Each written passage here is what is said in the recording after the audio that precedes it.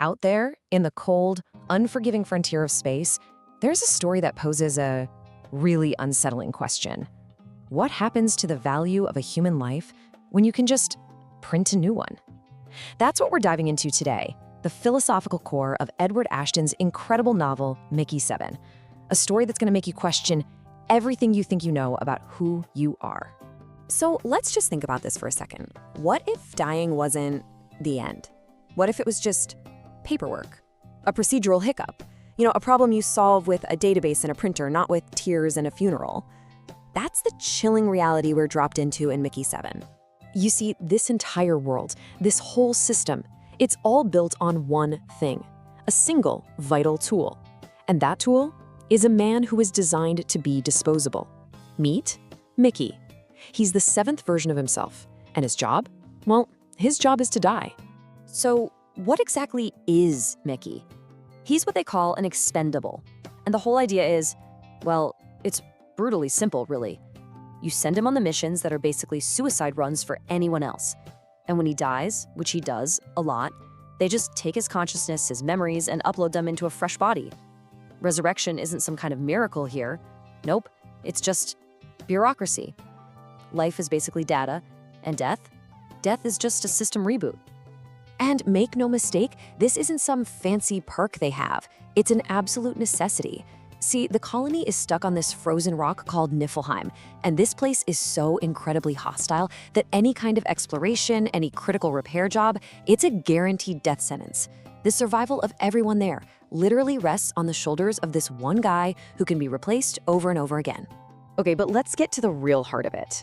If the body is just a copy, what about the person inside? The consciousness? The soul? The tech might be perfect, seamless even, but the human mind, well, that's a whole different story. And this, right here, is where things start to get really complicated. Now, Mickey's way of dealing with this endless cycle of dying and coming back, it's humor. A really sharp, biting sense of humor. But you quickly realize that his wit is just a shield. It's a defense mechanism. Because underneath all those jokes, you can feel the psychological pressure building up. Every single death leaves a mark, a kind of psychic scar. It's this accumulated trauma that the fancy reprinting technology, it just can't wipe clean. And this really gets to the core conflict of the story. On one side, you've got perfect memory transfer. All the data, the facts of his life, they're copied over without a single error. So Mickey Oxit knows exactly what Mickey7 did. But on the other side, you've got this emotional decay. Think of it like making a photocopy of a photocopy. Each time you do it, the image gets a little fuzzier, a little more degraded. The same thing is happening to his feelings, the little nuances that make him who he is. His personality is slowly starting to drift. So here's the absolute kicker. He is not the same person. Not really. Each new Mickey is an iteration, a little different from the one before. And that's where the idea of a single, fixed self just falls apart. Identity isn't this solid thing anymore. It's a process, a slow, steady decay. And honestly, isn't that a pretty chilling look in the mirror for our own digital lives? We're constantly putting out different versions of ourselves online, each one a slightly edited copy of the real thing. All right, so a technology this world-changing, it's never gonna affect just one person, right? No way. It ends up twisting and warping the entire society that's built around it. So you've got this power structure where the leaders are completely safe. They're making these life or death calls, but there's zero risk to them personally. It's the ultimate form of technocratic rule, where the powerful are completely cut off from the consequences of their own decisions. And for them, death just becomes normal. It's not a tragedy, it's an emotionless, bureaucratic task to be managed. And poor Mickey, he becomes the ultimate expendable employee. His only value is how useful he is, and how willing he is to be thrown away. And this is where the book delivers its most chilling political punch. The idea is that any system, any society that's built on the principle that some people are disposable, it doesn't just dehumanize them, it dehumanizes everyone. Not just the person being thrown away, but also the people doing the throwing. It's like a moral poison that seeps into everything, corrupting the whole system from the ground up. This whole technology was designed with one goal in mind: to beat death, to conquer it. But in the process of doing that, it unleashes a whole new set of ethical nightmares. And honestly, they might be even scarier than death itself. So then the inevitable happens. The system messes up. Mickey7 survives a mission he was supposed to die on, but back at the base, they think he's dead, so they print Mickey8. Now you've got two of them, two men walking around with the exact same memories, the same identity. So the question is, if you delete the extra one, is that murder? I mean, by any meaningful measure, it's still him. Well, the colony's law is pretty black and white about it. Any duplicates have to be eliminated. But that brings up a much bigger question, doesn't it? Since when does the law get to decide what's truly moral? Especially when that law was written by the very people who benefit from you being disposable. Can a law like that ever be fair? And that leads to the biggest question of all, really. What's the point of surviving if you lose what makes you, you? If you're no longer a unique individual, but just another copy in a long line of them, have you really accomplished anything? Is that even a victory? And this is where Mickey's whole perspective on fear just completely changes. It's not about the pain of physical death anymore. He's kind of gotten used to that part. His new all-consuming terror is something else entirely. It's the threat of being wiped from the system for good, of having his entire line, every version of himself, erased. He's not afraid of dying anymore. He's afraid of being unmade, of total, final, existential erasure. So, where does all this leave us? Well, the novel uses this wild, futuristic idea to really just hold a mirror up to us right now. It forces us to ask what it actually means to be human. And really, that's what the best science fiction always does, isn't it? It's not really about the spaceships or the distant planets, the ice world, the cloning tech. That's all just the set dressing. It's a stage, a thought experiment designed to push the human condition to its absolute limit, to see what happens to our ideas of identity and morality when the rules are completely changed. And in the end, we're left with this central, haunting paradox. We have the technology to preserve a life, to make sure a consciousness can survive anything. But by turning a person into a renewable line of code, by stripping away their uniqueness, have we also stripped away the very meaning of that life? That's the question Mickey7 leaves you wrestling with, long after you finish the story.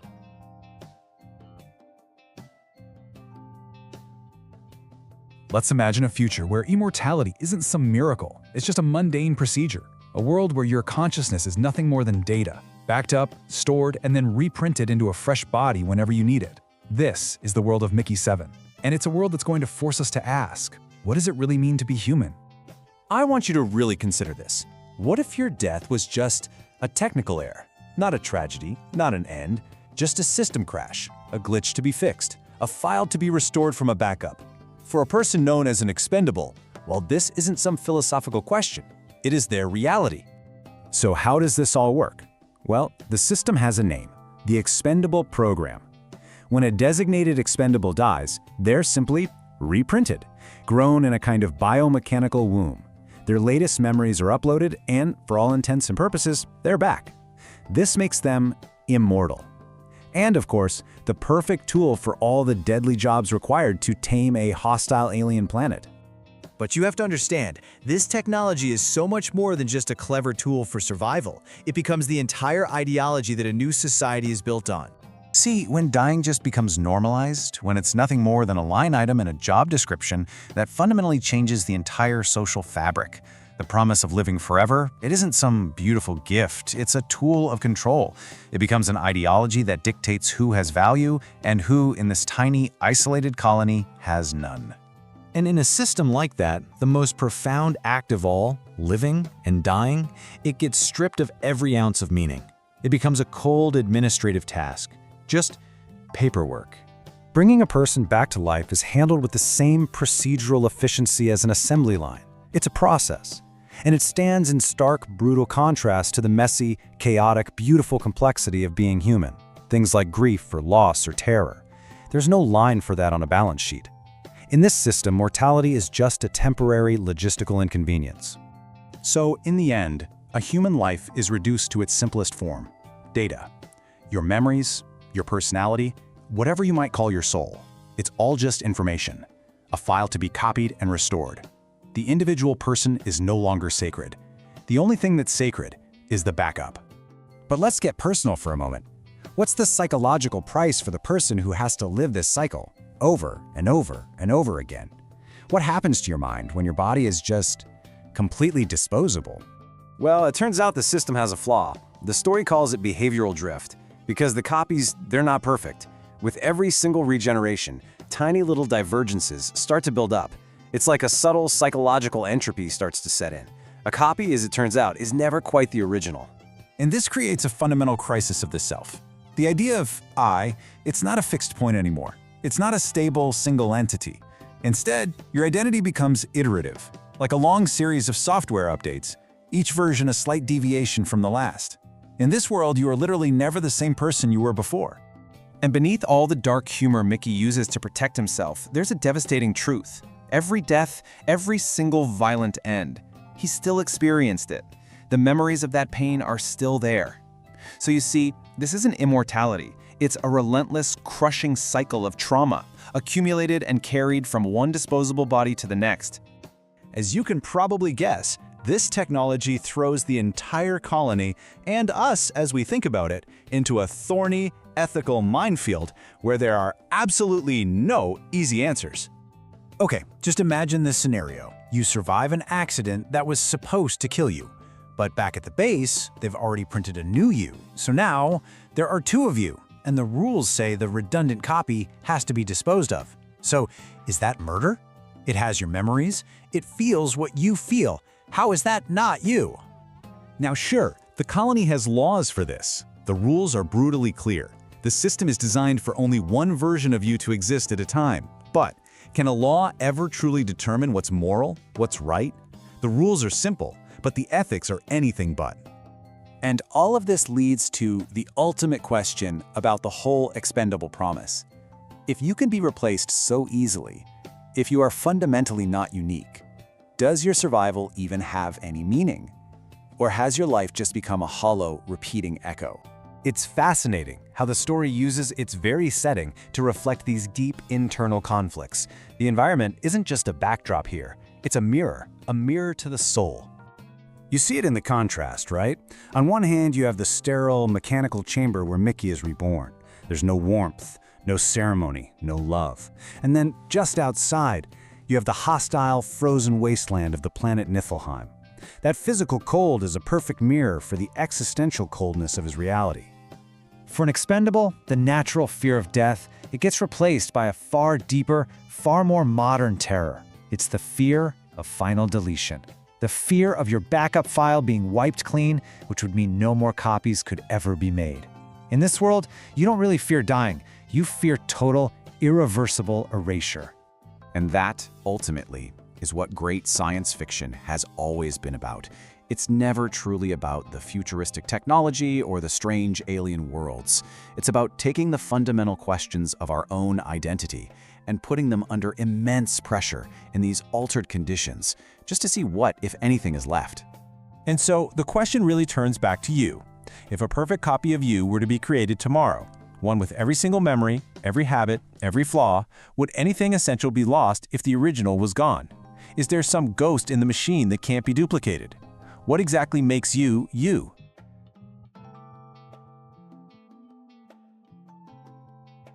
Today, we're diving deep into a single, pivotal chapter of Edward Ashton's Mickey-7. We're going to peel back the layers of the plot to really look at the questions underneath. Questions about identity, about mortality, and what it even means to be human when your life is no longer a unique event, but a renewable resource. Think about that for a moment. At the very heart of this story is that one chilling question. Imagine a world where your consciousness, your memories, they can all be backed up and just printed into a new body. On the surface, it sounds like immortality, but it comes with a terrible price, repeated, often brutal death. This is the world we're thrown into, a world that makes you ask, what is a single life truly worth? Now, to really get a grip on this world, you have to understand its most fundamental and, frankly, its most brutal creation, the disposable human. And you have to understand, this isn't just a job title. It's an entire classification of being. An expendable's life isn't cherished, it's managed. They are, for all intents and purposes, assets. They're deployed for the missions that are just too dangerous for what the system considers real people. So death?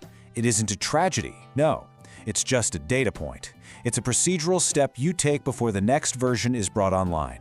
Life itself, has become a commodity. And this creates such a stark contrast, doesn't it? On one hand, you have our deep, intuitive understanding of life, that it's messy, it's emotional, maybe even sacred. But on the other hand, you have the colony's view of an expendable. And for them, it's nothing more than a cold, bureaucratic process. Existence is reduced to data, to management, to efficiency. The human element, it's been deliberately and systematically stripped away. But what is it like to be that disposable human? What does it actually feel like? Let's go beyond the system's cold definition and get inside the psychological reality of being Mickey7. If you've read the book, you know Mickey's most defining trait is his dark, sardonic sense of humor. But it's not just a personality quirk. It's a defense mechanism. It's a shield. It's really the only way a mind could possibly cope with the immense strain of carrying the memories of dying violently over and over again. You start to realize that every single joke is a scar from a past life. And this brings us to a really profound question. If your memories are transferred, are you really the same person? The novel suggests no. You see, with each replication, there's this subtle psychological entropy, a kind of behavioral drift. Small changes, little emotional divergences, they start to creep in. His identity isn't a single constant thing. It's iterative, with each new version being a slightly altered copy of the last. Mickey's internal turmoil, this fracturing of self, it's a direct reflection of the world around him. You can't separate the man from the environment that made him. So let's look at that world, the system that not only created the Expendable program, but also perpetuates its cold, cruel logic. The colony is set on a planet they call Niflheim, a frozen, hostile, unforgiving world. And this setting is no accident. It's a brilliant physical manifestation of the story's themes. The literal, biting cold of the planet is a perfect mirror for the emotional and existential coldness of the society living there. It's a place of deep alienation, where human warmth is just as rare a commodity as breathable air. And this is the life cycle of an expendable, and it's been reduced to just 4 mechanical steps. It's as impersonal as a manufacturing line. There's no ritual, no mourning. Resurrection isn't some miracle to be revered, it's just reprinting. This whole process, it's designed from the ground up to dehumanize not just the clone, but the very ideas of life and death themselves. And that right there, that's a crucial point. A system like this doesn't just affect the expendables. Its poison seeps into the entire colony. It creates this primitive, brutal hierarchy where a person's value is measured only by their utility, by their productivity. Technology isn't being used for progress or enlightenment. It's being used to enforce a social order where human life is simply a tool. The very existence of this technology, well, it pushes us into some of the most profound ethical territory imaginable. We're forced to confront some very, very difficult questions. I mean, think about it. If a clone is a conscious being with a full set of memories, with feelings, then what does it mean to delete them? The system, of course, doesn't call it murder, but that line becomes terrifyingly thin, doesn't it? Are you committing a crime, or are you simply decommissioning a piece of faulty equipment? And that leads to an even bigger, more unsettling question. Within this society, the Expendable program is perfectly legal, it's sanctioned, it's regulated, but does that make it moral? The story really forces you to challenge this idea that a system's laws can ever be a true compass for what is right and what is wrong. All of this, the technology, the philosophy, the cold, cruel world, it all builds to the central conflict that Mickey faces, a fear that goes so much deeper than the simple act of dying. For Mickey, the fear of death has been changed. It's been multiplied so many times that it's transformed into something new. The ultimate terror isn't just dying again. It's the prospect of permanent deletion. It's the threat of being completely and finally erased from existence. No backup, no next version. It's the fear of total, absolute oblivion. And right here, this is the story's great, tragic paradox. The very same technology that offers a kind of immortality, the tech that preserves a consciousness across multiple bodies, is the exact same thing that cheapens it, that diminishes it.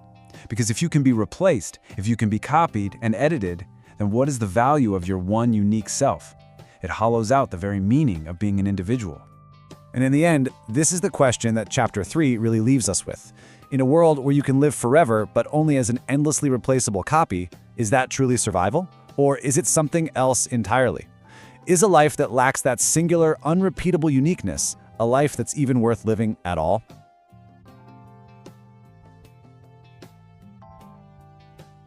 You know, out there in the cold, unforgiving darkness of space, humanity has finally done it.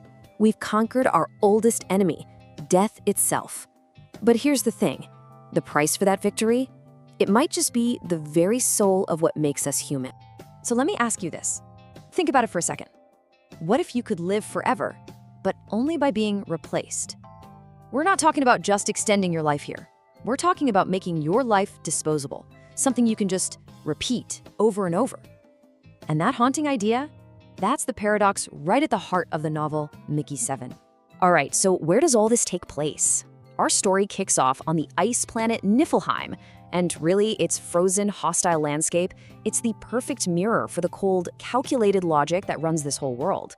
Survival here is absolutely brutal. So how has humanity adapted? Well, they've started treating death as, well, just an inconvenience. And they do this through something called the Expendable program. Here's how it works.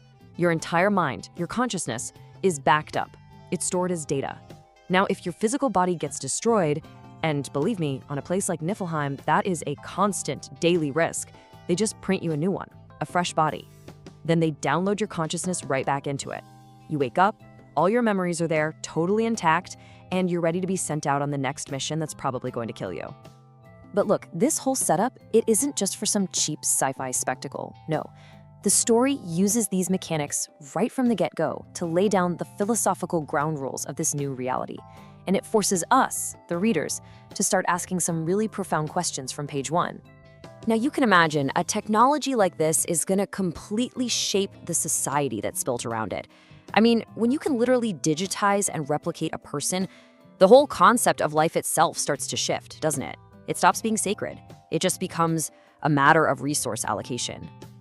And that right there, that's the core conflict. You've got this collision of two ideas.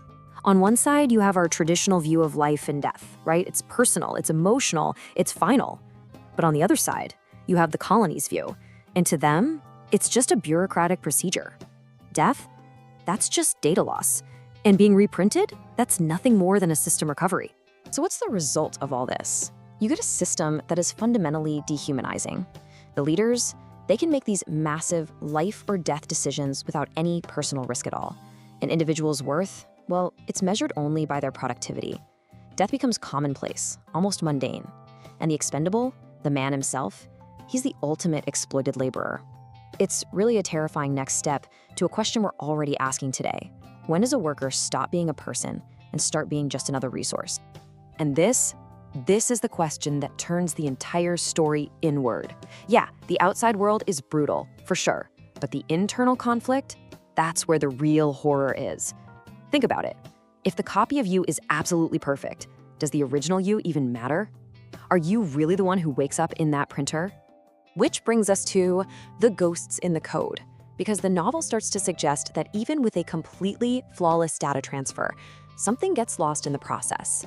Or maybe something new, something unintended gets added with every single replication. The story digs into this with a concept it calls behavioral drift. So while the technical identity, all the memories, that stays perfectly intact, the authentic self, it starts to change, to diverge. Each new version of you starts to develop these subtle emotional differences. It's almost like a psychological decay. Your identity is no longer a fixed thing. It's iterative, it's constantly changing. And that becomes the core challenge that Mickey, our main character, has to face. He himself is the living proof that a perfect copy, it's just an illusion. Every life, every single death leaves this tiny, imperceptible scar on his data, changing him in ways the system could never predict or account for. So as Mickey goes through this cycle of death and rebirth again and again, a really chilling realization starts to dawn on him. He's not afraid of dying anymore. I mean, the whole system was designed to get rid of that fear, but it's replaced it with something else. Something far, far worse. You see, the ultimate terror in this world isn't getting your body destroyed. No, it's the threat of permanent deletion. The idea of having your backup file completely wiped. To not just die, but to be erased so thoroughly that it's like you never existed at all. That is the new face of mortality. So what's the end game here? What is the ultimate human cost of a technology like this? Well, it all builds up to one central, massive ethical dilemma. And it's a question the novel forces not just on its characters, but on us, the audience. If a person's consciousness is just a file, is hitting the delete key the same thing as murder? Does what's legal out here on this new frontier actually determine what's moral? And that brings us to the great, tragic paradox of the whole story. The very same technology that was created to preserve consciousness is the exact thing that makes individuality worthless. If you're not unique, if you are completely replaceable, does your survival even matter? It feels like a pretty hollow victory, doesn't it? Ultimately, that's what makes this story so powerful. It's not really about some distant, hostile alien world. It's using that setting as a kind of distorted mirror, holding it up to our own reality and forcing us to really examine what it means to be an individual. So, I want to leave you with one final thought. If every memory you ever had, everything you've ever done, thought, or felt was perfectly preserved, but that unique, uncopyable spark that makes you, you, was gone, what exactly would be left?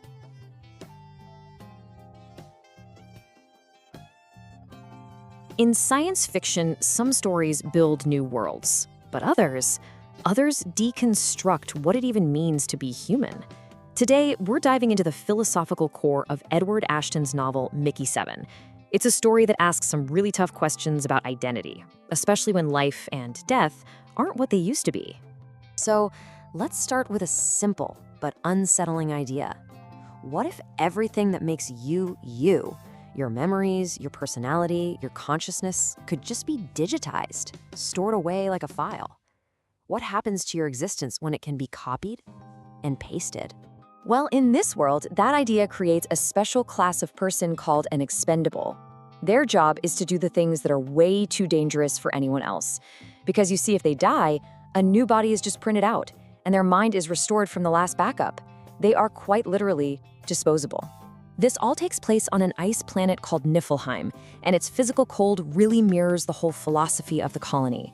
Here, death has been stripped of all meaning. It's not a tragedy, it's just a bureaucratic problem, a procedural issue to be handled as efficiently as possible. You have to understand, this technology isn't just a tool, it's an entire ideology. Life itself gets reduced to data management.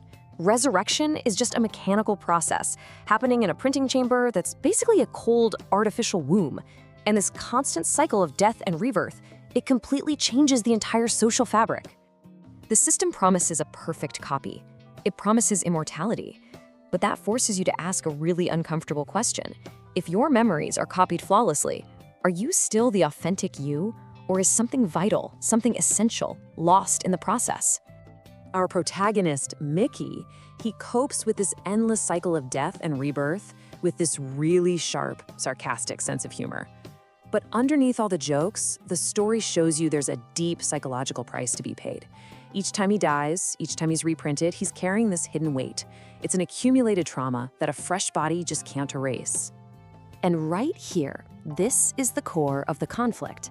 On one side, you've got the technical perfection of the system, a flawless copy of memories, all the data preserved. But on the other side, you see the slow erosion of identity, little emotional differences, a gradual drift in behavior. It all suggests that with every copy, something gets lost. So what happens is the self is no longer this constant, fixed thing. Identity becomes iterative, like a series of drafts, and each one is just a little different from the last. You realize Mickey isn't one person living forever. He's a sequence of different people, each just inheriting the memories of the one before. But the novel goes even deeper than one person's psychology. This exact same technology, the one that seems to offer freedom from death, is also an incredibly powerful tool for political control. Think about it. A system that can create life on demand is also a system that can manage, exploit, and ultimately dehumanize it. And the colony's power structure makes this crystal clear. The people in charge, the authority figures, they make all the life and death decisions, but they're completely removed from any personal risk. Meanwhile, the expendable has to constantly face death for them. It's a hierarchy built on a chilling imbalance of sacrifice. At its heart, it's a system of dehumanization. It's built on the very idea that a person can be disposable. The individual doesn't matter as much as the technocratic leadership, and a life's value is measured only by its productivity. In that sense, The expendable becomes a pretty stark metaphor for any kind of exploited labor. And this raises the hardest ethical questions of all. What if two versions of Mickey existed at the same time, and one of them had to be destroyed just to maintain the system? Is deleting a person's data file the same thing as murder? According to the colony's laws, that deletion would be perfectly fine. It would be entirely legal. But the story forces us to take a step back and ask a much bigger question. Does a society's law automatically define what is moral? Where do you draw that line? Now here's the great emotional paradox of the story. You might think that dying over and over again would make a person fearless, but for Mickey, the exact opposite is true. That repeated resurrection doesn't get rid of his fear, it multiplies it. The very nature of fear transforms. That primal fear we all understand, the fear of physical death, of the body ending, it's replaced by something far more terrifying. The new fear is the fear of existential erasure. The absolute horror of having your data, your entire being, permanently deleted from existence. So the system offers survival, a sort of immortality. But if that survival costs you your uniqueness, your single, authentic self, is it really a victory? Or is it just a hollow one? Ultimately, Mickey7 shows us a future where the very conditions of our existence have been radically changed. It's a world where the most fundamental human terror is no longer about the end of life, but about the complete and total erasure of the self.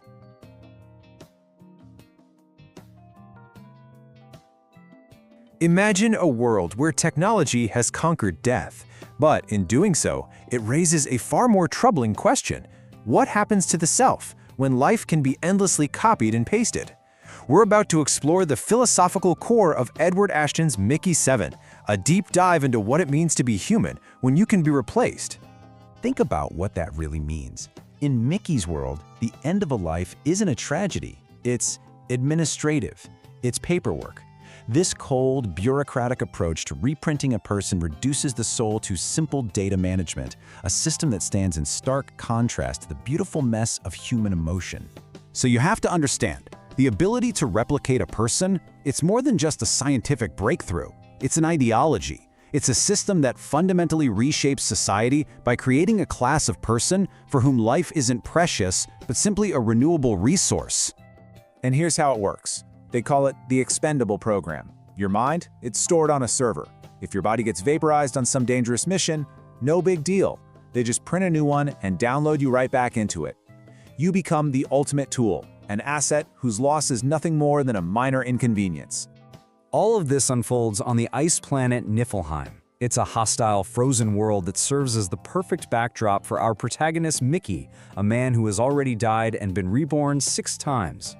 And this is where the setting gets really brilliant. The external world of Niflheim, its relentless ice and storms, it's a perfect mirror for Mickey's internal state. He's defined by the sharp, cynical wit, but that humor is a shield, its armor, protecting a mind scarred by the trauma of multiple, violent deaths. And you have to get this. His jokes about his past lives aren't just dark humor. They're a coping mechanism. It's the only way his mind can process the unbelievable strain of experiencing his own end over and over again. You see, each death, it leaves a ghost behind. Which brings us to the central conflict of the story. If your memories are perfectly transferred from one body to the next, are you still the same person?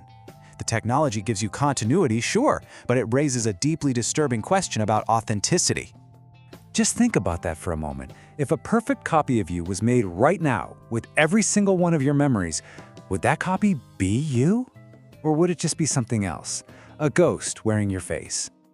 The novel introduces a fascinating concept to explore this very idea: behavioral drift. With each new printing, subtle changes start to appear. Little emotional quirks, new anxieties, slight shifts in personality. It suggests identity isn't fixed, it's iterative. It's like making a photocopy of a photocopy. Mickey7 is not the same man as Mickey6. So in a world where you can be brought back from the dead, your whole relationship with mortality changes. You might think the fear goes away, but it doesn't. It just shifts. It becomes something else. The fear is no longer of dying. It is the fear of being deleted. A permanent erasure from the system. Because in this reality, that is the only true death. It's not about losing your body. It's about the termination of the data stream that is you. That is the new existential terror. And this fear isn't just a personal crisis. Oh no, it's political. This technology doesn't just affect individuals, it props up an entire colonial power structure that runs on the principle of human disposability. Let's break down what that really means for this society. Replaceability means your life is just data to be managed. This gives the colony's leaders total power, letting them make life or death decisions without ever facing personal risk. It creates a brutal system of exploitation, where your value is measured only by your productivity.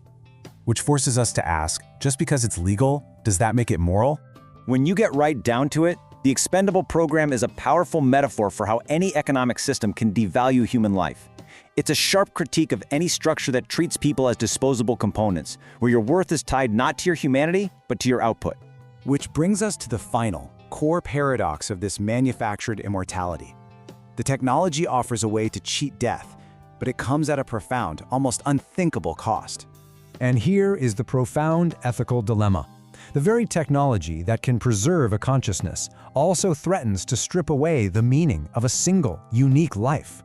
I mean, if you are infinitely replaceable, does your one specific existence even matter anymore? And this is the question the novel leaves you with. It forces you to confront the very nature of your own identity and to ask what you might be willing to sacrifice for the chance to live forever. What exactly is survival without a self?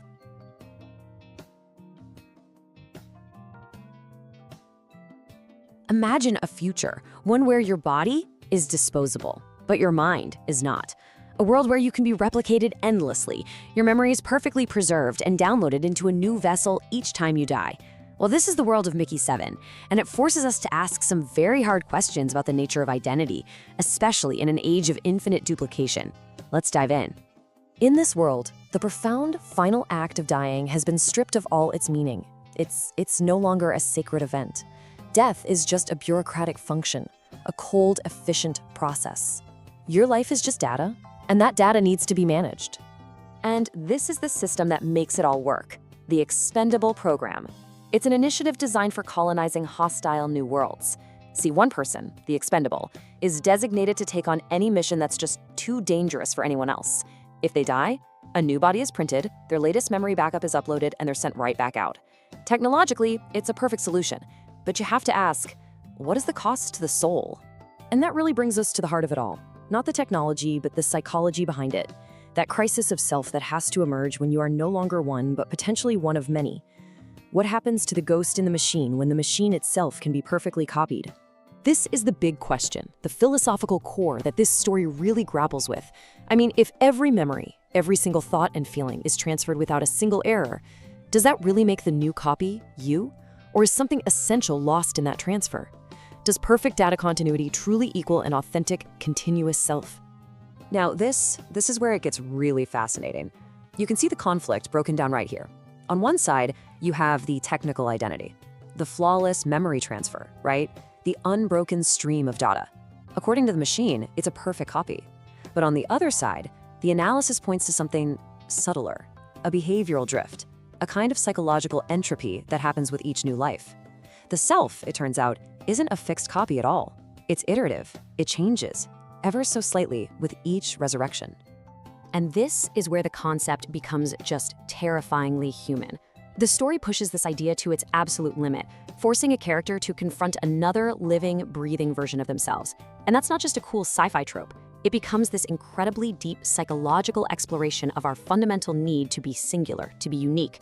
The rivalry isn't about resources. It's about the very claim to one's own identity. So let's pull back from the individual's mind for a moment and look at the society that would even create a system like this. A system where human life is, by its very design, disposable. A culture that's literally built on the normalization of death.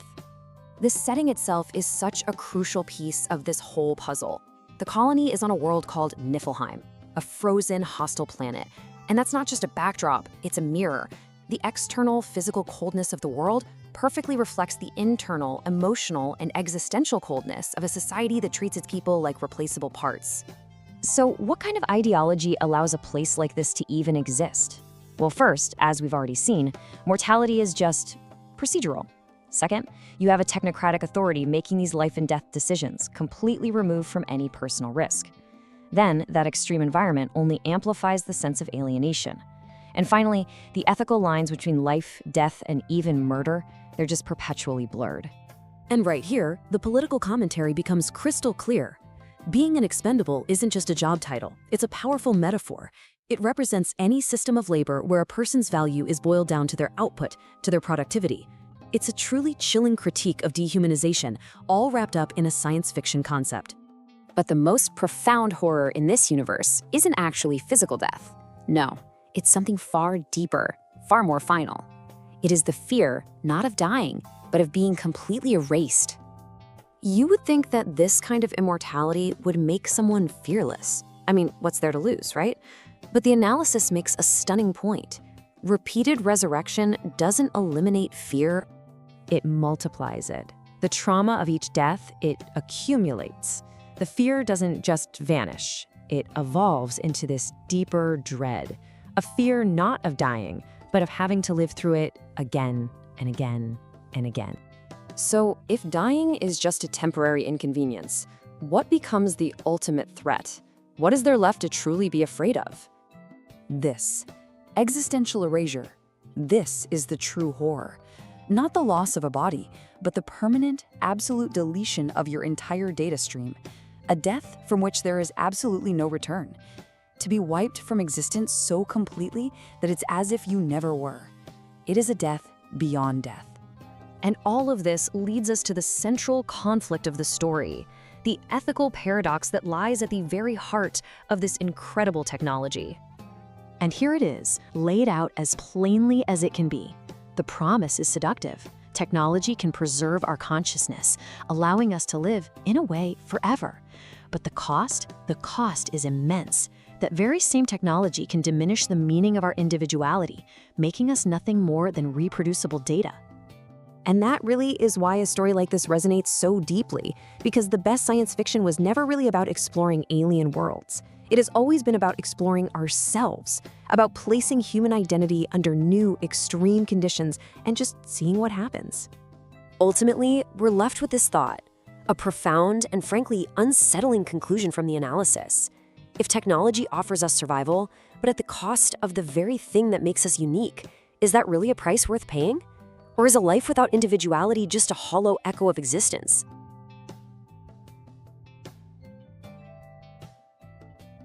Today, we journey into the heart of Edward Ashton's novel, Mickey7.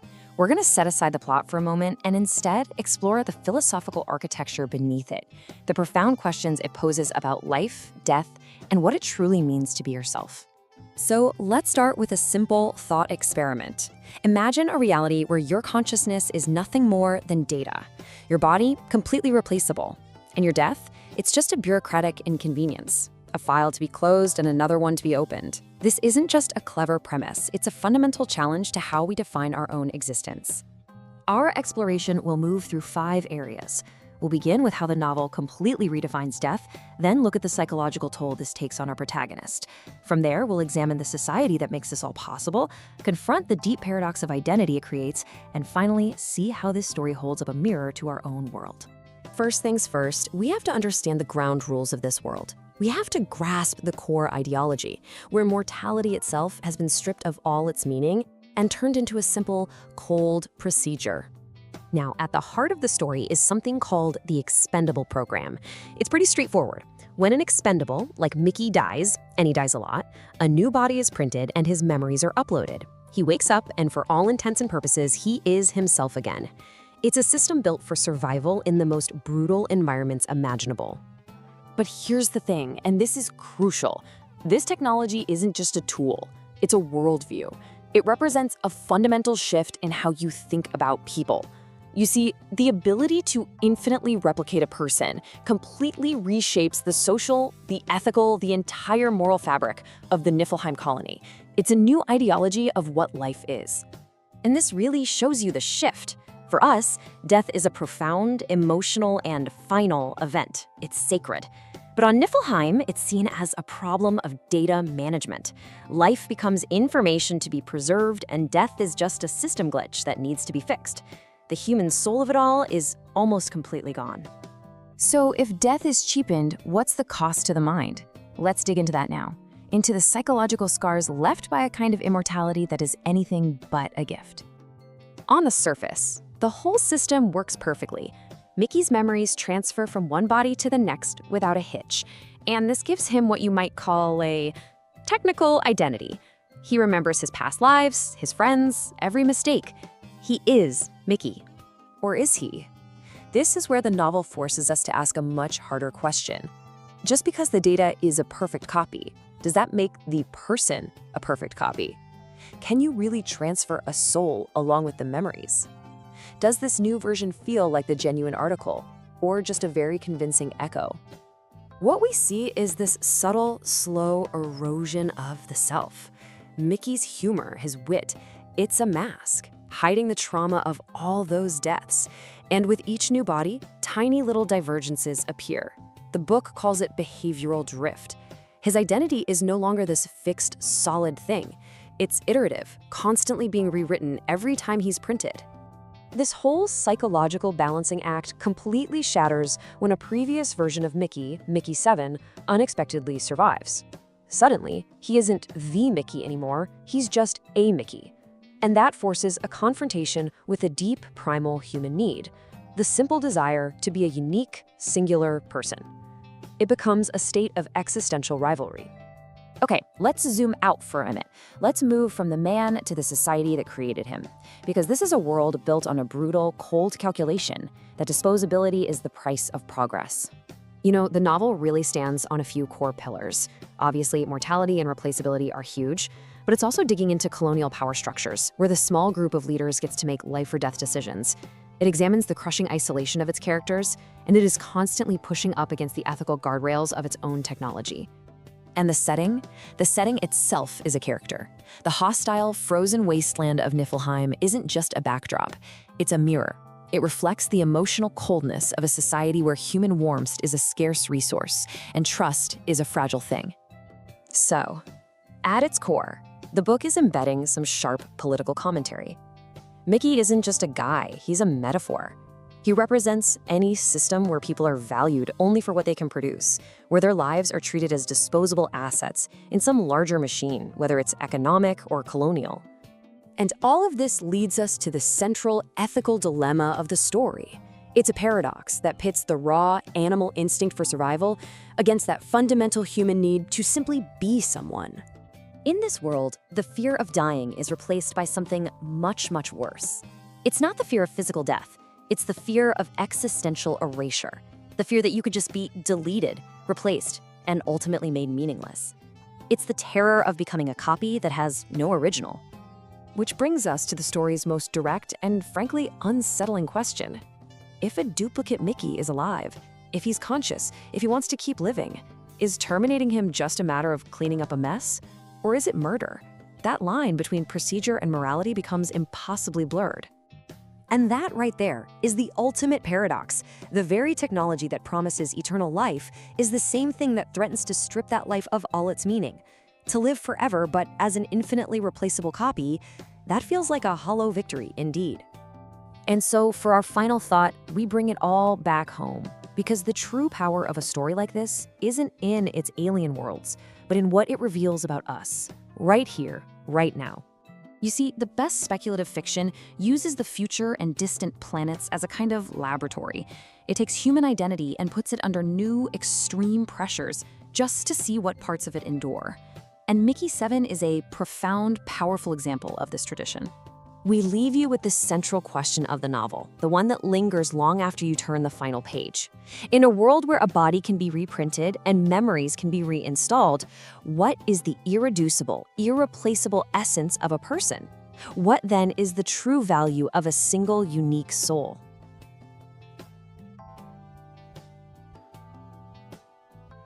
In the cold, unforgiving expanse of a distant world, humanity has seemingly defeated death. But in doing so, we've unleashed a new kind of nightmare. And that really gets to the heart of it, doesn't it? This is the central question in the novel Mickey7, a question that digs deep into what it even means to be a person, when your body is disposable and your mind is just data. So to really get a handle on this world, we have to first understand the system that runs it. It's a system that completely redefines life and death itself.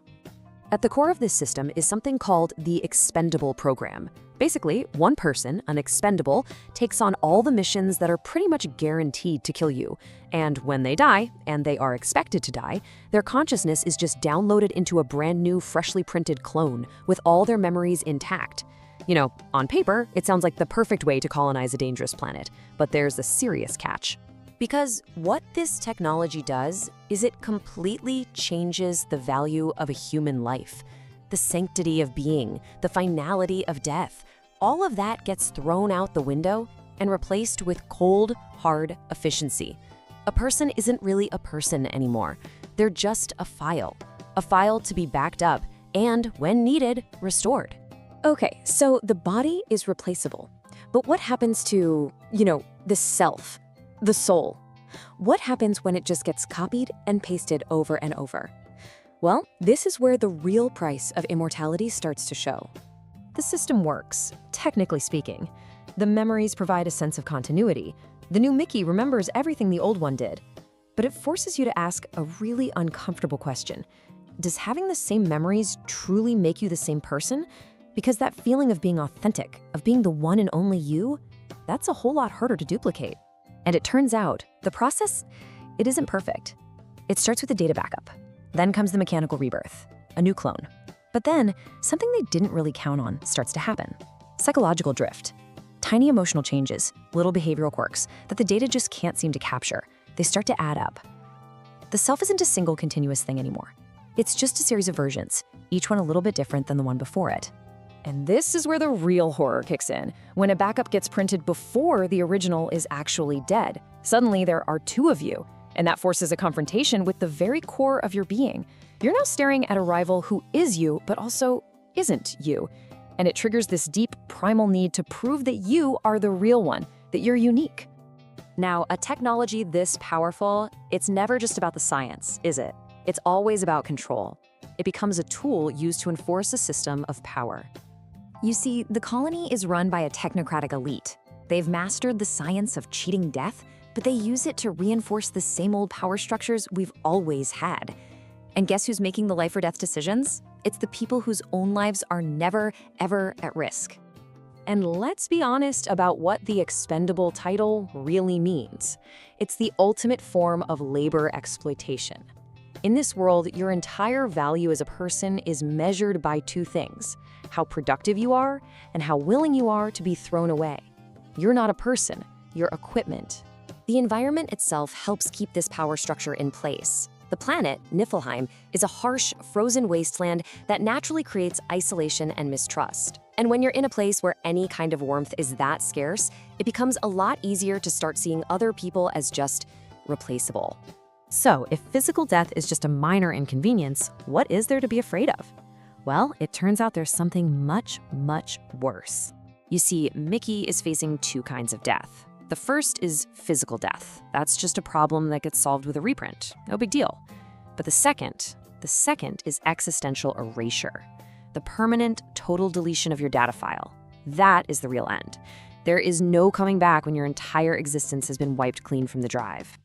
So let's get one thing straight. This form of immortality doesn't get rid of fear. Oh no. It just transforms it, multiplies it into something deeper. The fear isn't about dying anymore. It's about being forgotten.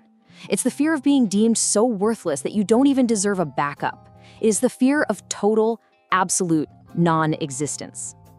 And all of this, the technology, the power structures, the fear, it all boils down to one fundamental philosophical question, one that we have to ask ourselves. The story drops us right into a moral abyss and forces us to look around. Is deleting a data file murder if that file holds a consciousness? Just because a law says something is okay, does that make it right? And is this technology really preserving a person? Or is it slowly chipping away at the very thing that makes being an individual so precious? And there it is, the central paradox. You can survive forever, sure, but if that survival costs you the very thing that makes you you, is that really living at all? The story seems to suggest that maybe that kind of life is just hollow. So I'll leave you with this to think about. In a world where every single part of you, your memories, your body, your experiences can be copied and replaced, what's left? What part of you is actually, truly, irreducibly you?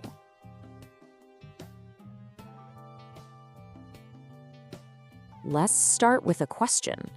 What if you could live forever? I mean, really live forever. What if your consciousness could be digitized, backed up, and downloaded into a fresh body every single time you died? Edward Ashton's novel, Mickey7, takes this exact premise and turns it into a profound exploration of what it means to be human when life itself becomes a renewable resource. This single idea, it's the very foundation of the world we're about to explore. In this future, the end of a life isn't a tragedy. It's just an administrative task, a problem to be solved with technology. And the stripping away of finality, well, it creates a landscape that's ripe with new and frankly terrifying questions. So, in this explainer, we're going to journey through the core themes of the novel. We'll start with the life of an expendable, then we'll dive into the mind of a clone, examine the society built on this technology, confront a fear that's even worse than death, and finally, we'll grapple with the paradox of identity in a digital age. Okay, so our story begins on Niflheim. Picture a hostile, frozen planet where human colonization is this incredibly fragile experiment. The environment itself is a constant threat, a landscape that really mirrors the emotional and existential coldness of the people living there. And to survive, the colony came up with a unique and pretty brutal solution. This is Mickey, or more accurately, this is Mickey7. He's an expendable. He is the colony's designated person for any mission that's just too dangerous for a normal human being. You see, his consciousness is stored on a computer. If he dies, they just print a new body and upload the latest backup of his mind. He is, by his very design, replaceable. This whole system, it transforms the profound act of living and dying into something cold. It's bureaucratic efficiency. Resurrection isn't some miracle, it's just a mechanical repetition, a process. Life is just dated to be managed, and death is just a system error that needs a reboot. But what does all this do to the person inside? Let's shift from the technology to the deep internal conflict that's raging within Mickey himself. Because you have to ask, when you die and come back, are you still you? And that is the central question of the novel. Right, Mickey 8 has all of Mickey 7's memories. He feels like the same person. But is he? Or is he just an echo, a perfect forgery? Ashton uses this sci-fi premise to really force us to confront what identity truly is. Is it our memories, our body, or is it something else entirely? But here's the thing, the copy isn't perfect. What's so fascinating is that the novel suggests that with each replication, a kind of psychological entropy starts to set in. Small, subtle changes in emotion and personality begin to accumulate. So identity isn't fixed, it becomes iterative. Each Mickey is a slightly different version, drifting further and further from the original. Now, let's zoom out a bit. A technology this powerful doesn't just affect one person, it fundamentally reshapes an entire society. And the Expendable program, well, it reveals a deep hypocrisy right at the heart of the Niflheim colony. And right here, this is the central irony. On one hand, they have achieved godlike technological progress, transferring consciousness, literally conquering death.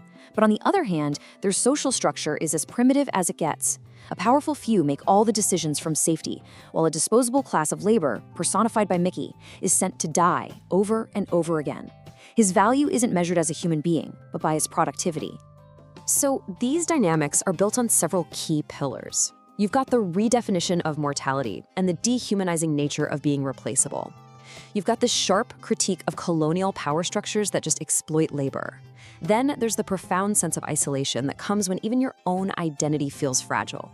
And finally, you have these blurred ethical boundaries where you have to ask, if you delete a backup, is that murder?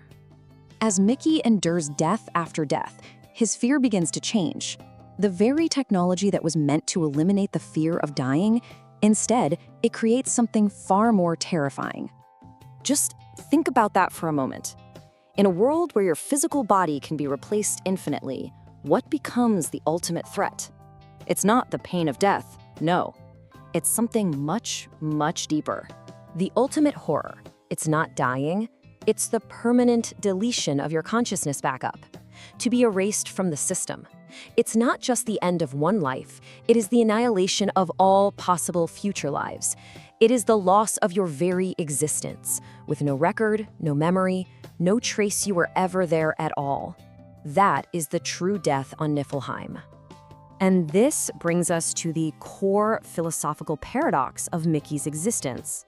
The very technology designed to ensure his survival is also the thing that threatens to unravel his entire sense of self. This is the bargain Mickey is forced to make. The system can keep a version of him alive forever, but in doing so, it makes him utterly replaceable. It suggests that his individual, unique consciousness doesn't really matter, only the data that makes him up. Survival is guaranteed, but uniqueness is lost. And so we're left with this question, and it's one that extends far beyond the frozen plains of Niflheim and right into our own rapidly advancing digital world. As we start to consider a future of digital consciousness or artificial minds, we have to ask ourselves, what are we really trying to save? And what might we lose in the process?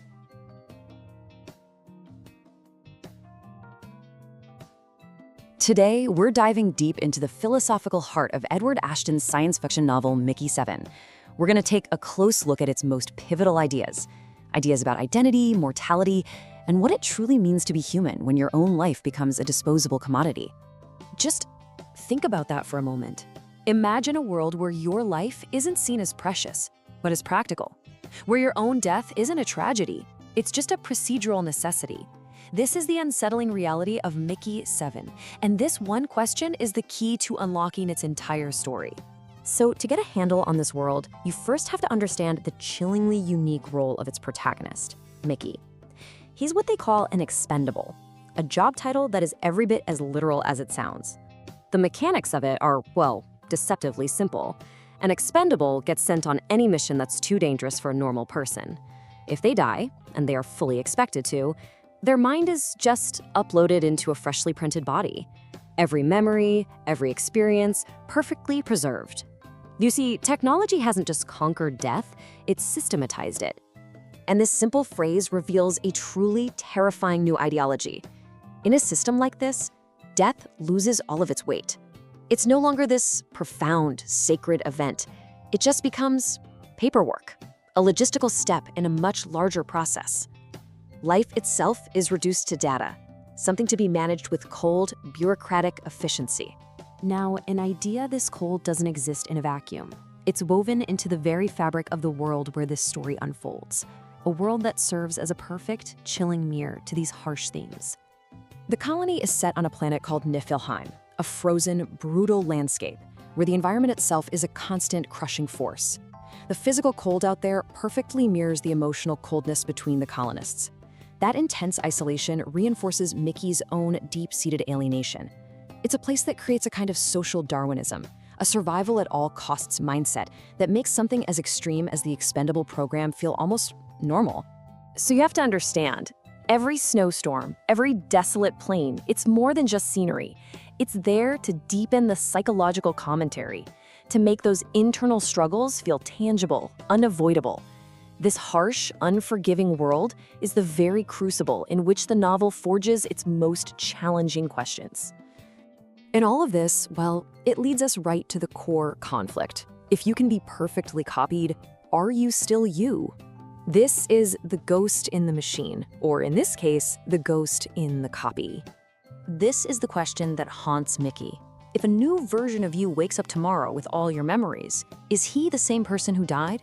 Is that perfect data transfer really enough to preserve the self? The novel suggests the answer is far, far more complex. You see, on the one hand, you have memory continuity, a perfect digital backup of a life. But the book introduces this fascinating idea of behavioral drift. It's like a subtle psychological entropy, where each replication isn't a perfect clone. A copy might react with a tiny bit more fear or a little less patience than the one before it. Identity is no longer fixed, it's iterative. And what this creates is the story's most unique kind of psychological horror, the possibility of coexisting with your own duplicate. This isn't just a sci-fi trick, it's a powerful way to dramatize an existential rivalry, forcing you to confront your own insecurities and that deep human desire to be unique. But Mickey's personal struggle is just one layer of this story. The novel uses his experience to critique the larger social and political systems that would create a role like the Expendable in the first place. Let's break down this technocratic system. From the system's point of view, life is just data to be managed. Power is held by an elite who never have to take any real risks. And a worker's value, it's measured only by their productivity. The human cost of all this is absolutely staggering. Emotional complexity is ignored, individual identity is controlled, and ultimately, people are completely dehumanized. And this forces us to ask a really critical question. The Expendable program is perfectly legal within the colony's laws, but does that make it moral? Does writing a law that allows for disposable human beings make it ethically right? The story just leaves that question hanging in the air with no easy answers. In the end, Mickey's role becomes a powerful metaphor. It's a critique of any system, anywhere, that treats people as disposable assets, valued only for their utility until they're used up and simply replaced. This brings us to our final section, and to what is perhaps the story's most profound and terrifying takeaway. In a world that has all but conquered death, what is there left to truly be afraid of? You might think that after dying multiple times, the fear of it would just fade away, but the novel reveals something far more insidious. The fear doesn't vanish, it simply transforms.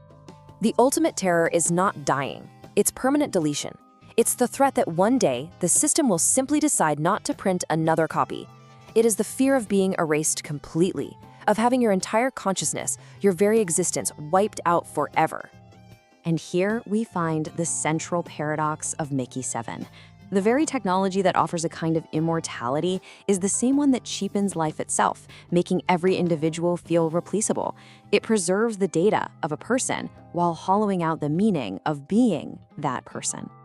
And so we are left with this final, resonant question. If you can live forever, but only as an endless series of replaceable copies, what have you truly gained? Is a life without individuality, without the preciousness that comes from being finite and unique, a life worth living at all?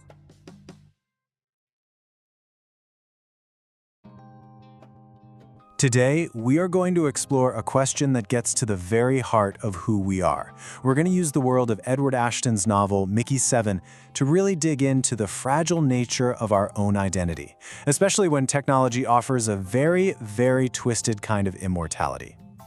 It's the oldest dream, isn't it? The dream of humanity, to escape the finality of death, to allow your consciousness to just continue on and on. What would that life, a life with no real end, actually feel like? But here's the catch. Here's the paradox. What if the price you had to pay for that next life was the complete and total annihilation of your current self? That's the dilemma sitting right at the center of this story. So, the stage for this whole existential drama is a planet called Niflheim.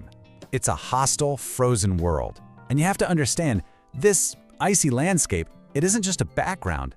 It's a perfect mirror for the emotional coldness that defines life here, where every single day is just a brutal fight to survive.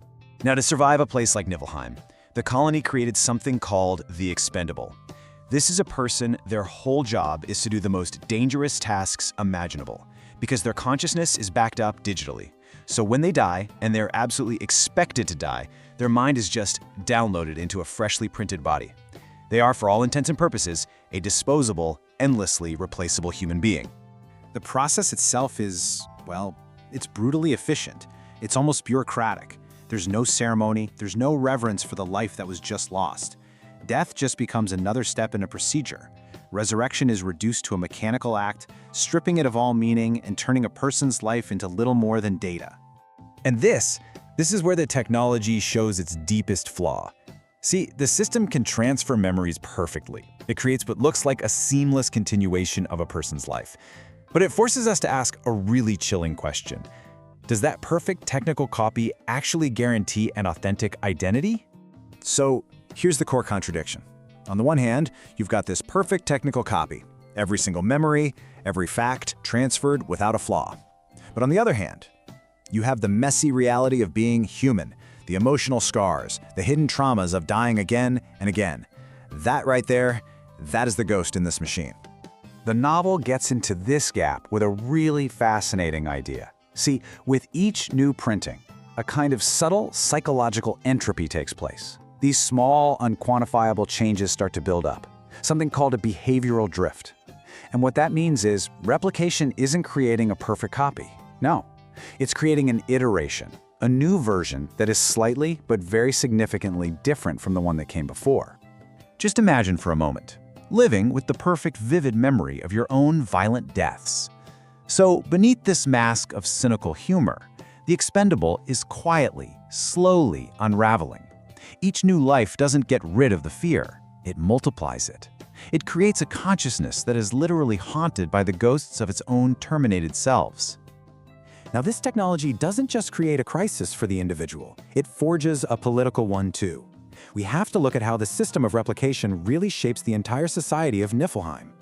You see, any system that's built on disposability is eventually going to dehumanize everyone. The Expendable program transforms a human being into a resource, something to be used up and then thrown away. It's a pretty stark metaphor for labor exploitation, where a person's only value is their productivity, right up until the second they're replaced. And this highlights a really chilling paradox. This colony has the technology to basically defeat death itself, and yet it runs on this primitive, brutal social hierarchy. The decisions about who lives, who dies, who gets brought back, those are all made by a powerful few who are completely removed from the risks they force on everyone else. And after a while, living in this cycle, it changes the very nature of fear. After you've died multiple times, the terror of your body ending, it starts to fade. It gets replaced by something much, much worse, a deeper, more profound kind of dread. The ultimate threat is no longer just another death. It's the risk of having your backup file permanently deleted from the system. It's total existential erasure, the complete removal of your being, your memories, your entire existence. And that becomes far more terrifying than any physical end. And you know, this is why this kind of storytelling is so powerful. At its very best, science fiction isn't really about exploring alien worlds. It's about taking the fundamental questions of our own humanity and putting them under the pressure of new, radical conditions. It forces us to see ourselves in a completely new light. Which leaves us with one last, unsettling question to think about. If every memory, every thought, every feeling you've ever had could be perfectly copied into a new body, would that person truly be you? Or would you have simply ceased to exist, replaced by a perfect echo?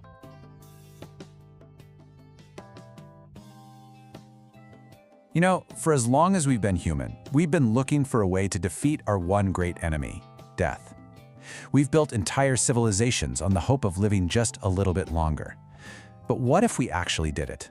What if technology could offer us a life without end? And that's the real question, isn't it? That's the question that beats at the very heart of Edward Ashton's incredible science fiction novel, Mickey7. It's a story that goes way beyond the dream of living forever and makes us look at the terrifying cost of becoming disposable. So, the story throws us into a future where humanity is finally reaching for the stars, colonizing new worlds. But this grand adventure comes with a pretty unsettling solution to the problem of mortality, a piece of tech designed to make sure that no mission is ever truly a suicide mission. To explore a hostile frozen planet they call Niflheim, the colony came up with the Expendable program. This is one specialist who gets assigned every impossible, lethal task you can think of: scouting deadly terrain, testing alien life, you name it. And how do they do it? By making sure that person can always come back. The way it works is, well, it's chillingly simple. They take an Expendable's entire consciousness, all their memories, their personality, everything that makes them, and they digitize it. They make a backup. So when they die, and they're fully expected to die, a new body is just printed, and the backup gets uploaded. It's resurrection, but as a routine industrial process. And that's the key here, the process itself. There's no ceremony, no reverence. Death just becomes a line item, a bureaucratic trigger in a system. An asset is lost, a replacement is issued. A human life is essentially reduced to a data file that can be copied and pasted. This whole idea is perfectly mirrored in the world itself. The planet Niflheim is a frozen, brutal place. The endless ice, the bitter winds, it all reflects the emotional coldness of the colony. In a place like this, Trust is a luxury they can't afford, and feeling alone is just the natural state of things. And of course, a technology like this leads to a massive psychological question. If your memories are perfectly copied into a new, identical body, is that new version still you, or is it just an echo, a ghost wearing your face? This is the dilemma, right? The technology gives you a perfect chain of memory, a technical identity. The new you remembers everything right up to the moment the old you died. But is that memory enough? Does that copy have the same soul? Is it truly authentic? The book explores this with a concept called psychological entropy. The idea is that each replication isn't a perfect transfer. The trauma of dying isn't just data. It leaves a scar you can't really digitize. We see this with Mickey7, who carries the psychic weight of 6 horrible deaths. But when his replacement, Mickey8, is accidentally created, Mickey8 is different. The emotional responses are altered. The copy is no longer the same as the original. And the implication of that is just profound. It means a person isn't a single, constant thing anymore. They're a series of versions, an ongoing process. You aren't just you, you're the latest draft in a long line of disposable copies. Now, this technology doesn't just mess with an individual's head, it completely warps the fabric of their society. The story starts peeling back the layers to show us the deep, dark price of this new kind of survival. First off, death loses all its meaning. It's not this profound, sacred moment anymore. It's just a logistical problem, a glitch that needs to be solved with cold efficiency. Then you've got the people in charge, the colony's leaders. They make these life or death decisions for the Expendables from a place of complete and total safety. They never face any risk themselves, which lets them treat a human life as just another resource to be managed. And because the expendable is designed to be disposable, it makes the isolation in the colony so much worse. I mean, how do you really connect with someone whose job is to die over and over again? It fosters this deep, corrosive loneliness and distrust. And this leaves us with these impossible moral questions. When 2 versions of Mickey exist at the same time, is deleting one of them murder? Sure, the colony's laws might say it's fine, but does that make it right? The book doesn't give us any easy answers. And if you step back, you see this powerful political commentary emerge. The whole Expendable program becomes this chilling metaphor for labor exploitation. It argues that any system built on disposability will always dehumanize people. Their value isn't measured by who they are, but only by what they can do, by their productivity. So let's zoom back out. All these pieces, the psychological drift, the social decay, the political commentary, they all come together to create this one ultimate philosophical conflict. What happens is that fear itself fundamentally changes. For an expendable, the terror isn't really about physical death anymore. That's just an occupational hazard. The new ultimate fear, the real terror, is existential erasure, the permanent deletion of your consciousness backup, to be truly, finally gone. And right there, that is the central paradox of this story. The very same technology that can grant a kind of immortality, that can preserve a person's mind, is the same technology that hollows out the meaning of what it is to be an individual. Survival without being unique starts to feel like it's not survival at all. And this is why this story is so powerful. The best science fiction isn't really about alien worlds or distant futures. It uses those strange new conditions as a laboratory to explore what it means to be human right here and right now. Which brings us right back to where we started. The novel doesn't just ask if immortality is worth the price, it leaves us with a much more haunting question. If a perfect copy of you can be printed whenever it's needed, what makes you special? If you are replaceable, are you still you?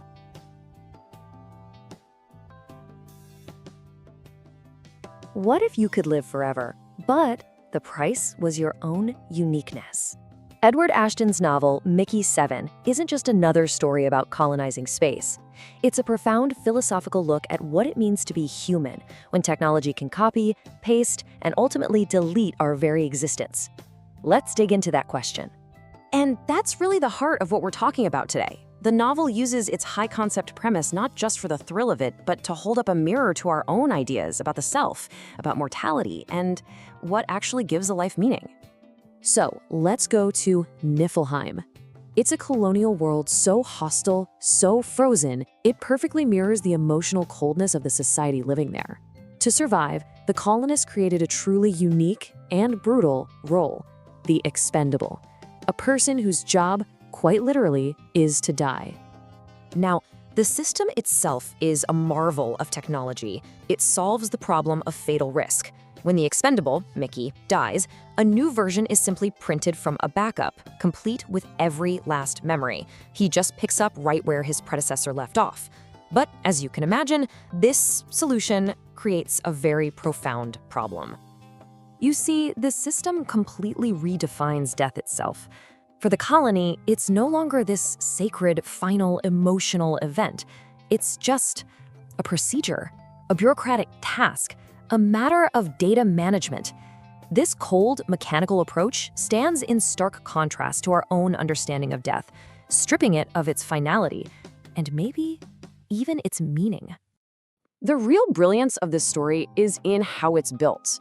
Ashton doesn't just tell us about these big ideas, he makes us feel their weight through some very deliberate choices in the narrative.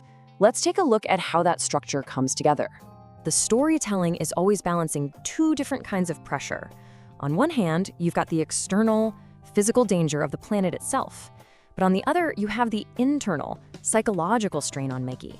And through his dark, sardonic humor, we really start to feel the accumulated trauma of his many, many deaths. This brings us to the dehumanization at the very heart of the story.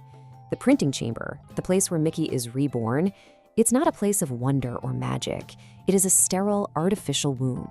Resurrection is reduced to nothing more than a mechanical process, completely devoid of any ceremony or significance.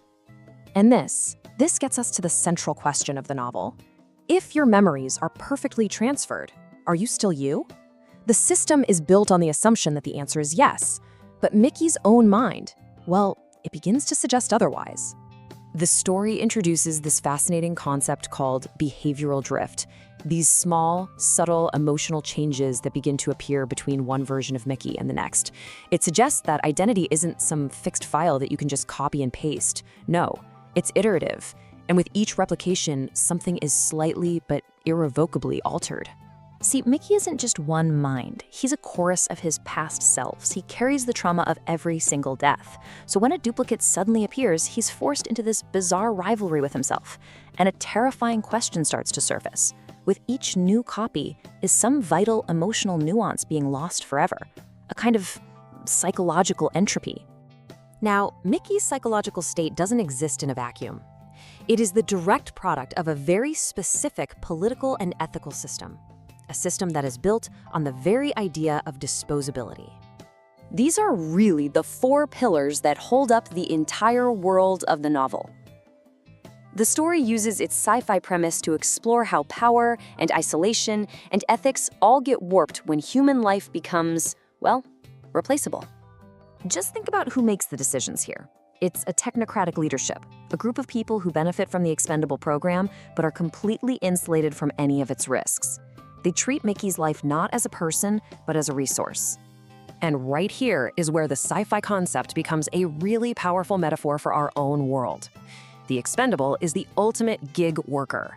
His value is measured only by his utility, by his productivity. By design, he is a tool, one to be used and then discarded. This system forces us to ask some deeply unsettling questions. If a duplicate Mickey appears, the law says he must be disposed of. But is that just an administrative task, or is it murder? The novel masterfully leaves these questions just hanging in the air, refusing to give us any easy answers. For a man who dies for a living, you would think physical death is no longer a real concern. But the very technology that saves him creates a new, far more profound terror. So, in a world where you can be endlessly reborn, what is the one thing left to truly fear?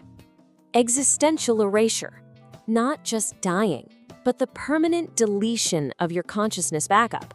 The knowledge that if you die this time, there will be no reprint, no continuation, just a final, irreversible end. That becomes more terrifying than any physical death ever could be. And that reveals the central paradox of Mickey's entire existence. The technology offers a form of immortality, a way for consciousness to survive. And yet, by making him replaceable, it strips his individuality of all its meaning. Survival without uniqueness just feels hollow. So we're left with this question. And it's one that extends far beyond the pages of a book and right into our own increasingly digital world. If all of your memories, your experiences, your thoughts, if they were all perfectly preserved and uploaded into a new vessel, is it still you?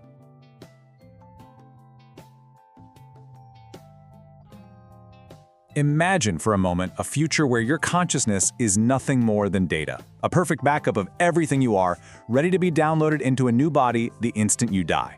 Well, this isn't just a thought experiment. It's the world of the novel Mickey7, where one man's job is to die, again and again, all for the survival of a fragile human colony.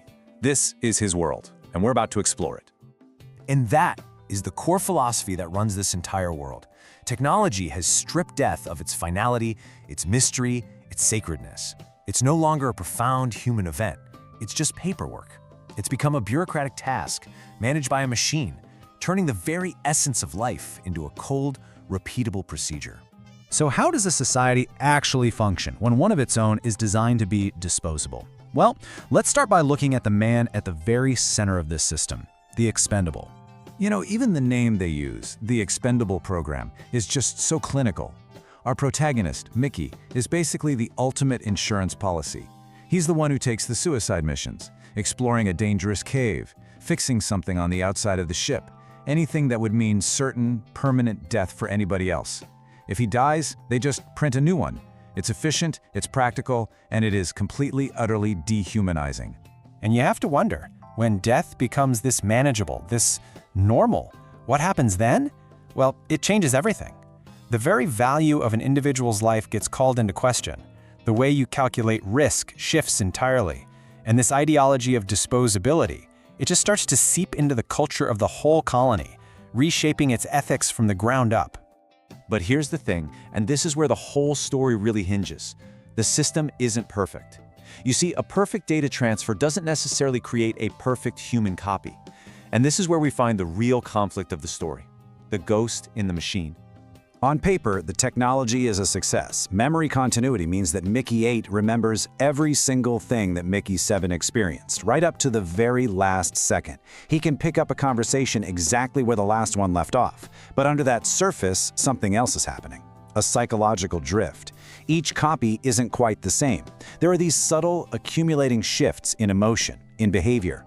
And here, we start to see the real cost. Each death, while it's physically erased, it leaves a kind of psychic scar. All that trauma just piles up. Mickey develops this really sharp, sardonic sense of humor just to cope. But it's more than that. With each new version, tiny emotional things are different. And when a copy accidentally survives and suddenly has to exist alongside his replacement, well, that creates this profound insecurity, a kind of existential rivalry. I mean, who's the real Mickey? So the whole point is this. Identity isn't a fixed single thing anymore. It's iterative. Each new Mickey is like a new version of the software, carrying all the old data, but with its own unique glitches and patches. Authenticity becomes a real crisis when you can literally meet a slightly different version of yourself. Now, Mickey's internal struggle doesn't just happen in a vacuum. It's made so much worse by the world around him, which happens to be one of the most hostile environments you can imagine. The colony is stranded on a frozen planet called Niflheim. Life there is defined by pure isolation and the constant threat of the environment. The whole place is run by this cold, technocratic authority that sees Mickey as a tool, not a person. And this entire system, it's all built on that one core ideology. Some people are simply disposable. And you have to understand, the setting here is so much more than just a backdrop. The endless ice and biting snow of Niflheim are a powerful symbol. They're a perfect mirror for the emotional coldness of the colony's leaders and for that deep existential chill that's at the very heart of Mickey's own fragmented self. And this is really where the story's political commentary becomes razor sharp. The Expendable program, it isn't just some sci-fi idea, it's a chilling metaphor. It reflects any system where a person's worth is just boiled down to their usefulness, where their value is measured only by what they can produce or what they're willing to sacrifice. All of this brings us to the philosophical heart of the story. What is there to fear when you can't truly die? The answer, it turns out, is something far, far worse. Here we find the great paradox of Mickey's existence. Being immortal doesn't make him fearless. Actually, it creates a brand new and much deeper kind of terror. The fear is no longer about dying. That's become routine. The real fear is about what comes after. So Mickey's greatest fear isn't a painful death. It's being erased, permanently. If his backup file gets corrupted, or if the system just decides he's obsolete, he could be deleted for good. A true and final end. Not just dying, but having every single trace of your existence simply vanish. And the question is that a fate worse than death? This forces an even harder question. When two Mickeys suddenly exist at the same time, and one of them has to be destroyed to protect the system, is that just an administrative cleanup, or is it murder? This other being has the same memories, the same feelings, the same sense of self. At what point does a copy earn the right to live? Now, according to the colony's law, having a duplicate is a crime, and it's punishable by death for both of them. But this just brings up that timeless conflict, doesn't it? Does making something illegal automatically make it immoral? This new technology has created a reality our ethics were just never built for, and it forces a confrontation. And this, maybe, is the most human conflict in the entire story. The technology gives him a way to survive, a continuity of his consciousness. But if you are infinitely replaceable, if there's absolutely nothing unique about your own existence, does that survival even have any meaning? Ultimately, a story like this uses its wild, high-concept ideas not to escape our reality, but to look at it even more closely. And that is exactly what Mickey7 pulls off so brilliantly. The frozen planet, the alien creatures, the cloning tech, it's all just a lens. It's a way to put human identity under the most extreme pressure possible just to see what happens. It's a story about what it truly means to be you, right here and right now. And so, we're left with one final, lingering question. If every single memory, every thought, every feeling you've ever had was perfectly preserved and then downloaded into a new body, would that person be you, or would they just be a perfect echo?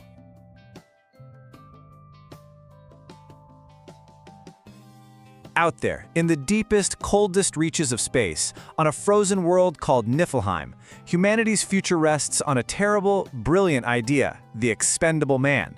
Today, we're diving deep into Edward Ashton's Mickey7, a story that uses the silence of space to ask the loudest questions about what it means to be alive. But let's just pause for a second. Let's make this personal. What if your life wasn't this single, finite thing? What if it was more like a blueprint? Something that could be reprinted over and over again? What if you could die and then just get up and walk away from your own body? Well, that is the reality for an expendable. It's not just a job, it's a state of being. Your mind, your memories, your entire consciousness, it's all backed up, like a file on a drive. When your current body is inevitably destroyed, they just print you a new one and pour you right back in. You're a perfect copy, ready to be sent on the next mission that no one else is coming back from. You see, a technology like this doesn't just change things. It completely flips the entire concept of death on its head. It stops being the end. It becomes a problem, a glitch, a technicality that can be solved with a quick reprint. So the Expendable program, it starts to become more than just a useful tool. It becomes an ideology. The casual acceptance of Mickey's death, again and again, starts to change the very social fabric of the colony. The whole system is built on the idea that a person could be disposable. And you know Mickey, our narrator, he tries to laugh it off. He treats his many deaths with this dry, sarcastic humor. But you can see the cracks starting to form. Underneath all the jokes, there is this deep, growing strain. Because every single one of those violent ends leaves behind a kind of psychological scar, something the data transfer can't quite smooth over. It just keeps building up. And this leads us right to the heart of Mickey's whole problem. Is he a man, or is he just a piece of software running on disposable hardware? That question creates this massive split right down the middle of his identity. So on the one hand, you've got his technical identity. The data transfer is supposed to be flawless. His memories are all there. On paper, he's a perfect copy. But then on the other hand, you have what you could call the iterative self. With each new life, we see this behavioral drift, little emotional changes, subtle divergences. It turns out that making a perfect copy is not the same thing as perfect sameness. And at the absolute center of this whole cycle, there's one place that matters more than any other: the printing chamber. It's where he's reborn, time after time. But you have to understand, this isn't some sacred place of birth. It's really just an artificial womb. It's a symbol of his whole existence, a place where the miracle of life is reduced to a cold, mechanical, repetitive process, completely stripped of any real meaning. Now, Mickey's not just struggling inside his own head. His internal conflict is being amplified, constantly, by the brutal, unforgiving world he lives in. I mean, this colony on Niflheim is a total pressure cooker. You've got the planet itself, which is relentlessly hostile. Then there's the rigid, technocratic leadership making life and death calls from a comfortable distance. Trust between people is fragile at best. And all of it, every bit of it, creates this deep, pervasive sense of alienation and loneliness. The planet itself really becomes this powerful symbol. You have these endless, whiteout snowstorms, And they're the perfect mirror for the chaos and fragmentation happening inside Mickey's own mind. The cold on the outside reflects this deep, existential chill on the inside.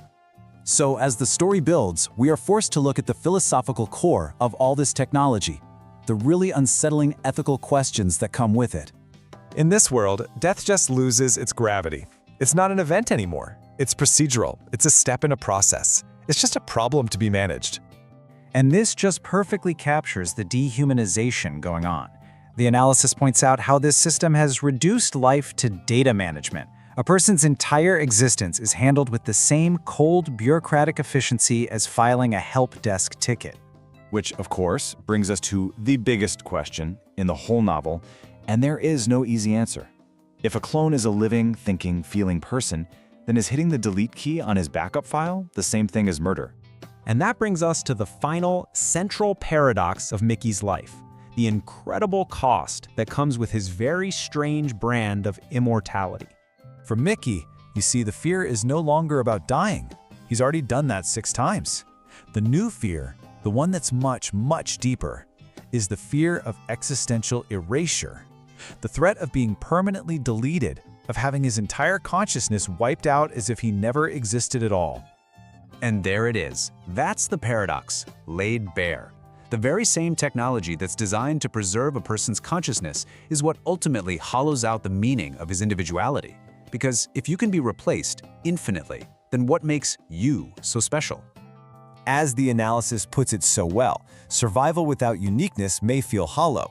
What's the point of living forever if the you that gets to live has no real intrinsic value? And so, that is the question we're left with. In a future where a life can be copied, pasted, and restored, what is a single self really worth?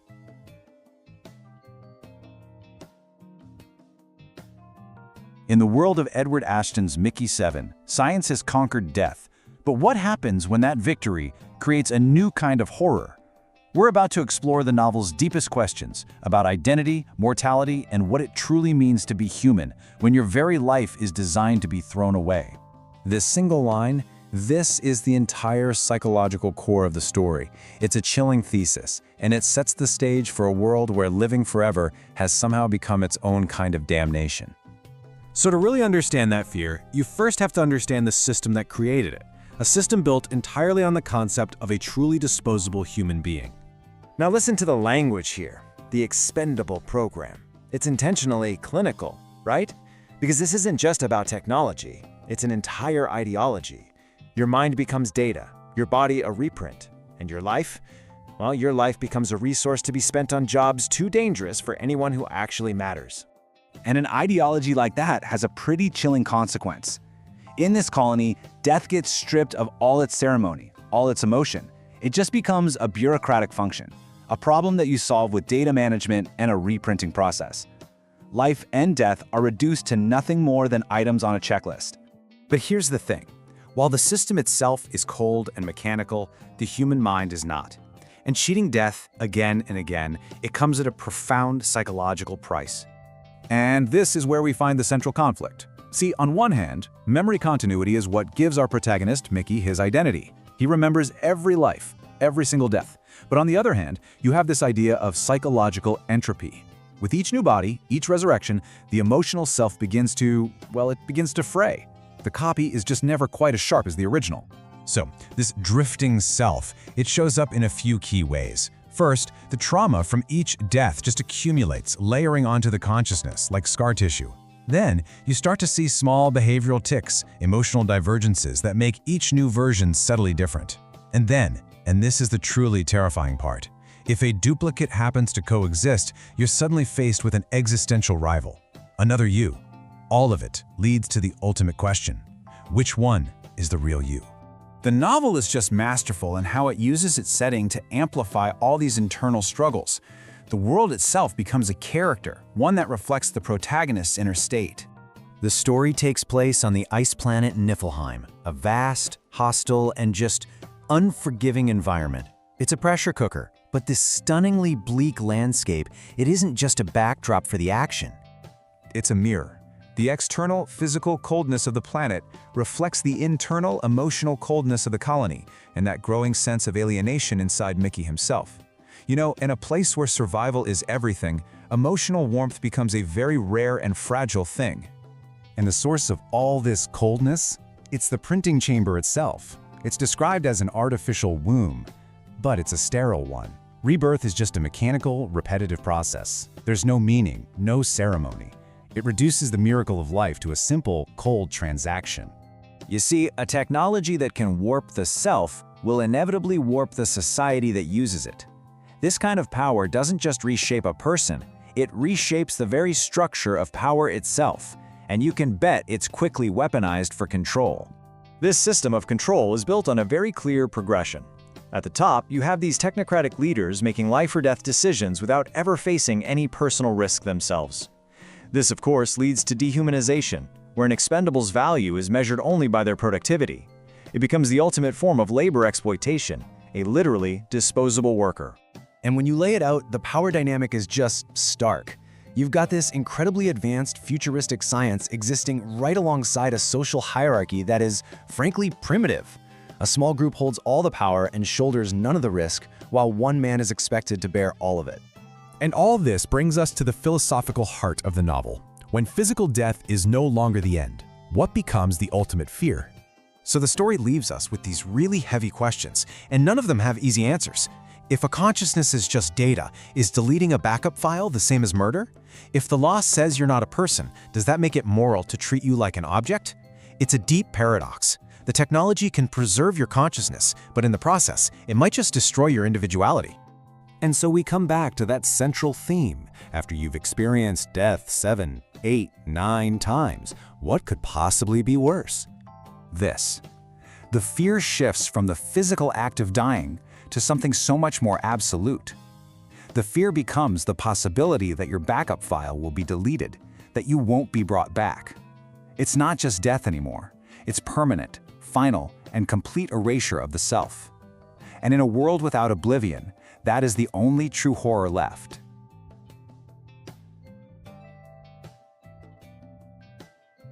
Imagine, for a moment, that your life is just a line of code.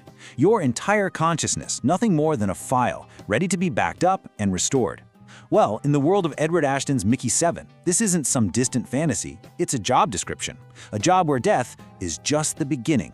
At the very heart of this world is a concept they call the expendable. Got a mission that's too dangerous for a regular colonist? You send the expendable. If they die, well, you just download their consciousness into a fresh body. They are designed from the ground up to be replaceable, the perfect disposable tool for taming a hostile new world. Or so it seems. Because this is where that elegant, clean premise starts to crack. We're about to dive into how the perfect science of replication slams headfirst into the messy, unpredictable, and frankly chaotic reality of what it means to be human. And that brings us to this idea of the ghost in the copy. When you replicate a mind, is it a flawless one-to-one transfer? Or is something absolutely essential lost in translation? Here's the central question the book forces us to confront. If you transfer all the memories, does that guarantee an authentic self? I mean, Mickey's data is moved flawlessly. He remembers every single past life, every single death. So technically, he is the same person. But the novel makes a powerful argument that your data and yourself are two very, very different things. And this distinction is absolutely crucial. See, on the one hand, you've got this perfect memory continuity, an unbroken data stream. But on the other hand, the story reveals what it calls behavioral drift. It's this subtle psychological decay that sets in with every new body. Tiny emotional shifts, new anxieties. Identity isn't fixed anymore. It becomes iterative. Each new copy is just a faint echo, you see, not a perfect reflection. And this is where the human cost becomes so clear. When a copy, an old version, unexpectedly survives and meets its replacement, the whole sci-fi concept gets intensely personal. It's no longer about data and technology. It's about this primal, deep-seated human need to be the one true self. So you see how this system of disposability isn't just about one person's psychology. It shapes the entire society that created him. The Expendable program was never just a piece of technology. It's an entire ideology. In this world, mortality is just a procedure. It's a bureaucratic task managed by a cold, distant power structure. The brutal, frozen planet they live on perfectly mirrors the emotional isolation of its people. And just beneath the surface, there's this haunting, ethical question that never goes away. If you can delete a person with a single keystroke, is it still murder? And when you really get down to it, the novel uses this futuristic idea to say something about our own world. The Expendable becomes this powerful metaphor for any system that measures a person's value only by their productivity, treating them as nothing more than a disposable asset. It's a truly chilling commentary on labor and dehumanization. And now we get to the emotional heart of this whole conflict. Because you have to ask yourself, in a world where you can't truly die, what could you possibly have left to fear? Well, the answer is something so much worse. You know, you would think that dying over and over again would eventually make you fearless. But the book argues the exact opposite.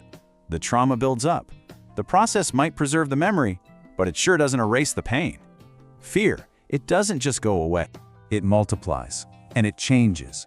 The fear is no longer about the physical act of dying. That's just become routine. The terror shifts to something deeper, something more absolute. Existential erasure. That is the ultimate horror in this universe. Not death, it's the threat of being completely wiped from the system. No backup, no new body.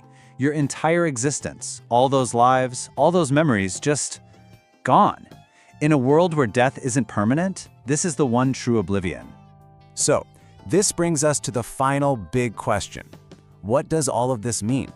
Because this entire high-concept world is really designed to do one thing, to hold up a mirror to our own. And that is what makes a story like this so powerful. It was never really about the alien planet.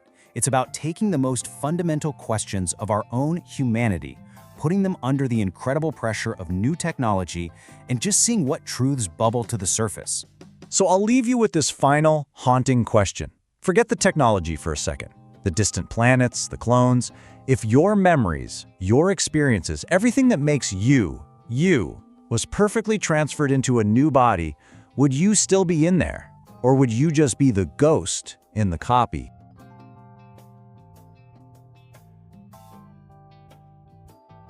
Imagine a future where your life isn't precious, it's practical. A world where human consciousness is just a renewable resource, something to be backed up and reinstalled into a fresh body after every single fatal mission. This is the reality we're diving into with our analysis of Mickey7, a world that truly forces us to ask what it means to be human when you can never really die. In this world, the profound final act of dying has been completely stripped of its meaning. It's not a sacred passage anymore. It's a bureaucratic inconvenience, something solved with a bit of technology. This single line really captures the cold, hard heart of this place, where life itself is just reduced to manageable data. And that, of course, leads us to the central haunting question of it all. When your memories, your personality, your entire consciousness can be copied and pasted into a new shell, what's the value of the original? What really defines a person when your life is just information waiting to be printed? So first, let's take a look at how this technology actually impacts the mind.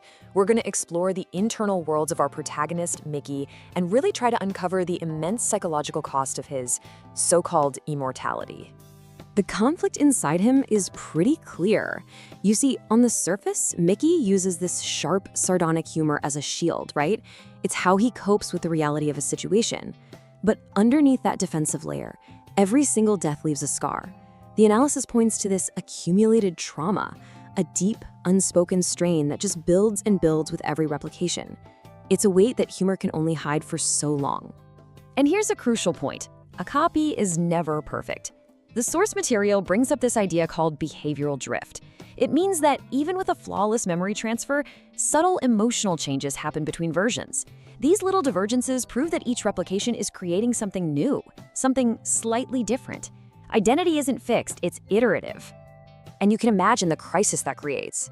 I mean, if you met a perfect replica of yourself with all of your memories, how would you know who was the real you? It creates this powerful existential rivalry. Every version of Mickey is forced to wrestle with these deep insecurities about his own authenticity, constantly wondering if he's the genuine article or just an echo. Okay, so now let's broaden our focus. Beyond just the individual, let's examine the cold, technocratic power structure that not only enables this technology, but absolutely depends on it. This is the system that governs Mickey's entire existence. This story is set on this planet, Niflheim, a hostile, frozen world that's so much more than just a backdrop. It's a perfect metaphor for Mickey's internal state, that emotional coldness, his isolation, his deep existential alienation.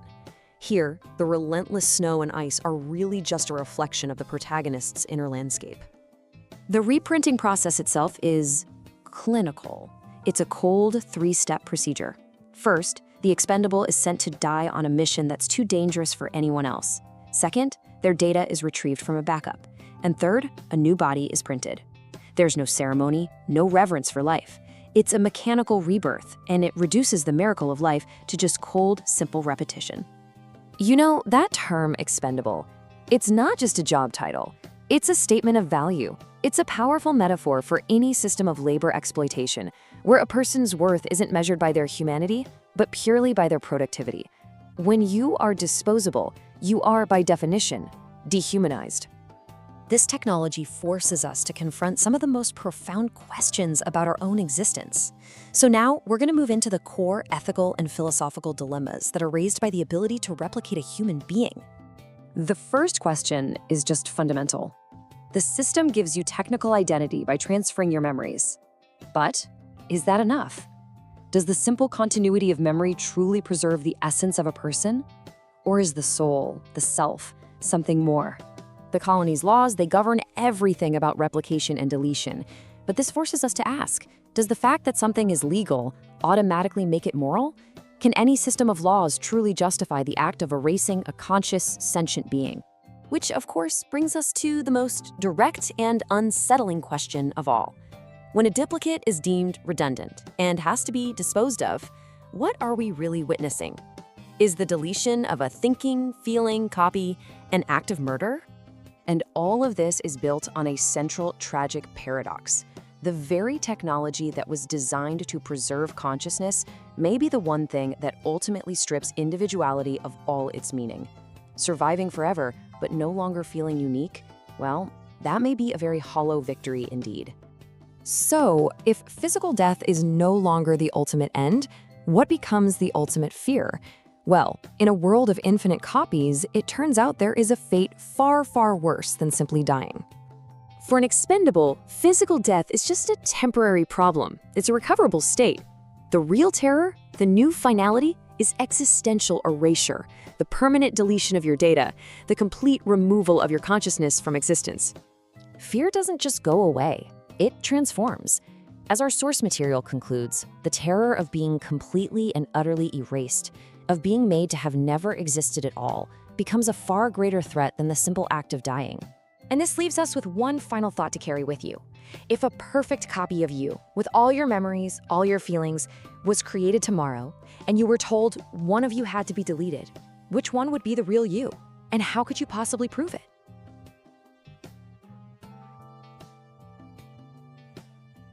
Out there in the vast cold of space, on a world engineered against human life, Edward Ashton's novel Mickey7 gives us a chilling look at what's to come. It's a story that goes beyond the usual sci-fi spectacle to ask a deeply unsettling question, a question about who we really are. Just let that sink in for a moment. Imagine a world where your life isn't precious, it's practical, where your death isn't a tragedy, but just an inconvenience, something that can be fixed with a simple reprint. This is the world of Mickey7, where mortality has become just another line item on a budget. To really get this world, you first have to understand the role of the expendable. a single person officially designated as disposable, whose whole existence is built on the promise of being replaceable. It's a concept that's both a stunning technological marvel and a deep moral abyss. So how does it work? Well, the mechanics are deceptively simple. A person's consciousness gets backed up, like a file. When their current body dies on some mission that's too dangerous for anyone else, a new clone is printed and the data is uploaded. They wake up with all their memories right where they left them, ready to die all over again. But this isn't just about technology. It's an entire ideology that makes death normal. All of this takes place on the ice planet Niflheim, and the environment isn't just a background, it's a core part of the story. The brutal, frozen landscape is the perfect mirror for the emotional coldness, the profound alienation of a society that treats a human being like a renewable resource. But beyond the system, there's the person. So what is the psychological toll of living like this? What happens to a mind that has to experience death over and over and over again? This is where the story finds its real human heart, inside the mind of Mickey. See, the whole system is built on this idea of a perfect transfer. All the data, every single memory gets moved from one body to the next. But the novel suggests that something gets lost in translation, a phenomenon they call behavioral drift. These are the small, almost unnoticeable changes that start to pile up with each new life. And this brings up a huge problem. If each copy is slightly different, is it still the same person? Identity here isn't fixed, it's iterative. Each version of Mickey is a continuation, sure, but he's also a slight deviation from the one that came before. The copy is never, ever truly the original. Mickey uses humor like a shield, but underneath it all is the incredible psychological strain of his existence. The resurrections don't erase the trauma of dying, they just compound it. I mean, can you imagine the existential rivalry if two versions of him were to meet? A direct confrontation with a horrifying idea that you are not unique. Now, this technology doesn't exist in a vacuum. Of course not. It's part of a much larger political system, one that has found a way to use the promise of immortality as a tool for control and exploitation. And that system is profoundly dehumanizing. In this system, life gets boiled down to a cold, bureaucratic procedure. There's no sanctity, no ceremony. An incident occurs, the old file is deleted, data is transferred, and a new body is reprinted. It's not resurrection, it's data management. And this whole procedure serves a system of control. You have the colonial leadership, this technocratic elite, making decisions about life and death without any personal risk at all. They wield the power of replication to maintain an almost primitive hierarchy, all while hiding behind the language of advanced science. So the Expendable is really more than just a sci-fi concept. It's a powerful metaphor for how systems can devalue human life, measuring a person's worth not by who they are, but by what they can produce. It's a really chilling commentary on disposability. So, in a world where physical death has basically been solved, what could there possibly be left to fear? Well, it turns out the answer is something far more terrifying than simply dying. For Mickey, the fear is no longer about the act of dying. That's become routine. The true terror is existential erasure. The possibility that his backup could be permanently deleted, that his consciousness could be wiped from existence forever. That is the true end, the one you don't come back from. And this brings us to the core ethical paradox of the novel. This incredible technology offers a form of immortality, a way to preserve a consciousness against the finality of death. And yet, by making a person replaceable, it simultaneously strips away the very thing that makes life meaningful, our individuality. Which leaves us with a final question. If you could live forever, but only as an endless series of imperfect copies, would that life even have value? When you are no longer the one and only you, what's left? Is that kind of survival ultimately hollow?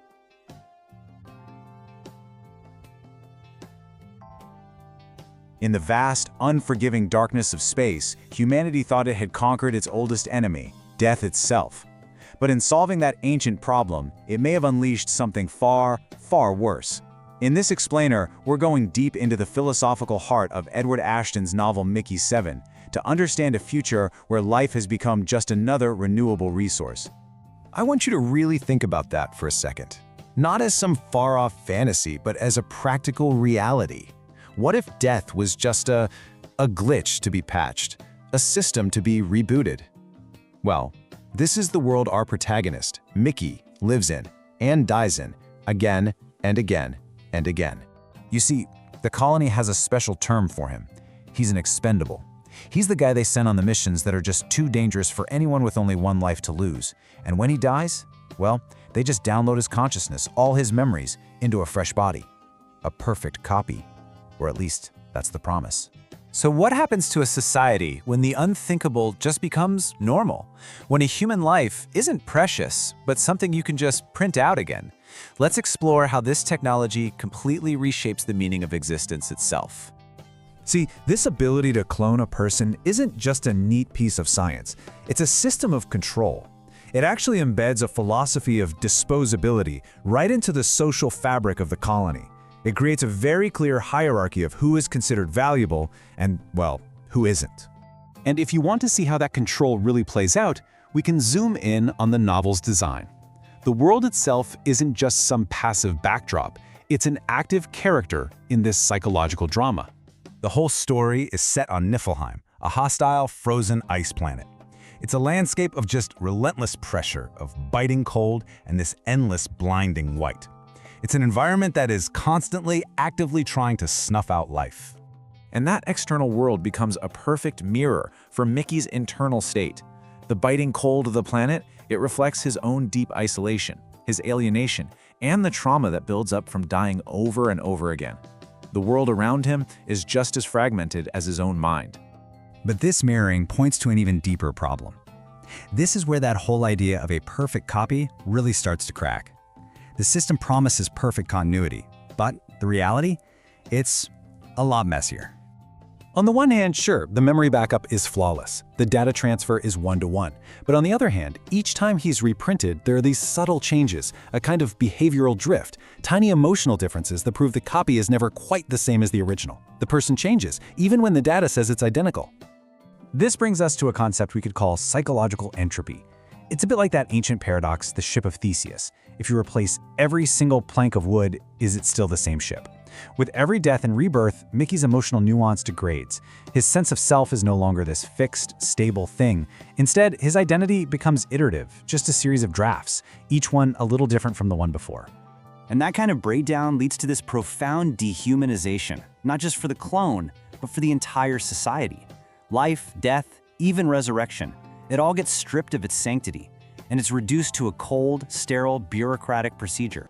I mean, just look at the process. It's totally stripped of any ceremony. It's just a clinical checklist. Resurrection isn't a miracle anymore. It's a function of data management, about as meaningful as running a software update. Which forces us and Mickey to ask a really critical question. When you can reduce rebirth to a 3-step administrative task, are you actually preserving life? Or are you just managing biological assets? And this is where the novel's sharp political critique really comes into focus. You see, Expendable isn't just a job title. It's a powerful metaphor for any system that measures a human's worth by their utility. It's a commentary on labor exploitation where a person's value is determined only by what they can produce. And all of this brings us to the ultimate question, the one at the very heart of this story. If you can be copied, replaced, and reprinted, what exactly is the self? And in a world like that, what is there possibly left to fear? You might think that becoming immortal would erase fear, but for Mickey, it does the exact opposite. The constant cycle of dying and being reborn doesn't make him fearless. It multiplies his anxieties, shifting them away from the physical and into the purely existential. Because in this world, the ultimate fear isn't dying. Mickey's done that plenty of times. The ultimate fear is something else entirely. Physical death is just a temporary setback. It's a procedural problem you can fix. But existential erasure, the permanent deletion of your data backup, that's final. That's the complete, irreversible end of your entire line of existence. That is true oblivion. So this technology creates this profound ethical paradox. It preserves a consciousness, but at the same time, it strips individuality of all its meaning. And that leaves us with questions that have no easy answers. Is deleting a backup file the same thing as murder? And just because something is legal, does that make it moral? And so, we are left with this final haunting thought. If you can be perfectly replicated, endlessly replaced, does your life still have meaning? If you are not unique, is your survival anything more than just an echo? Is it, at the end of the day, hollow?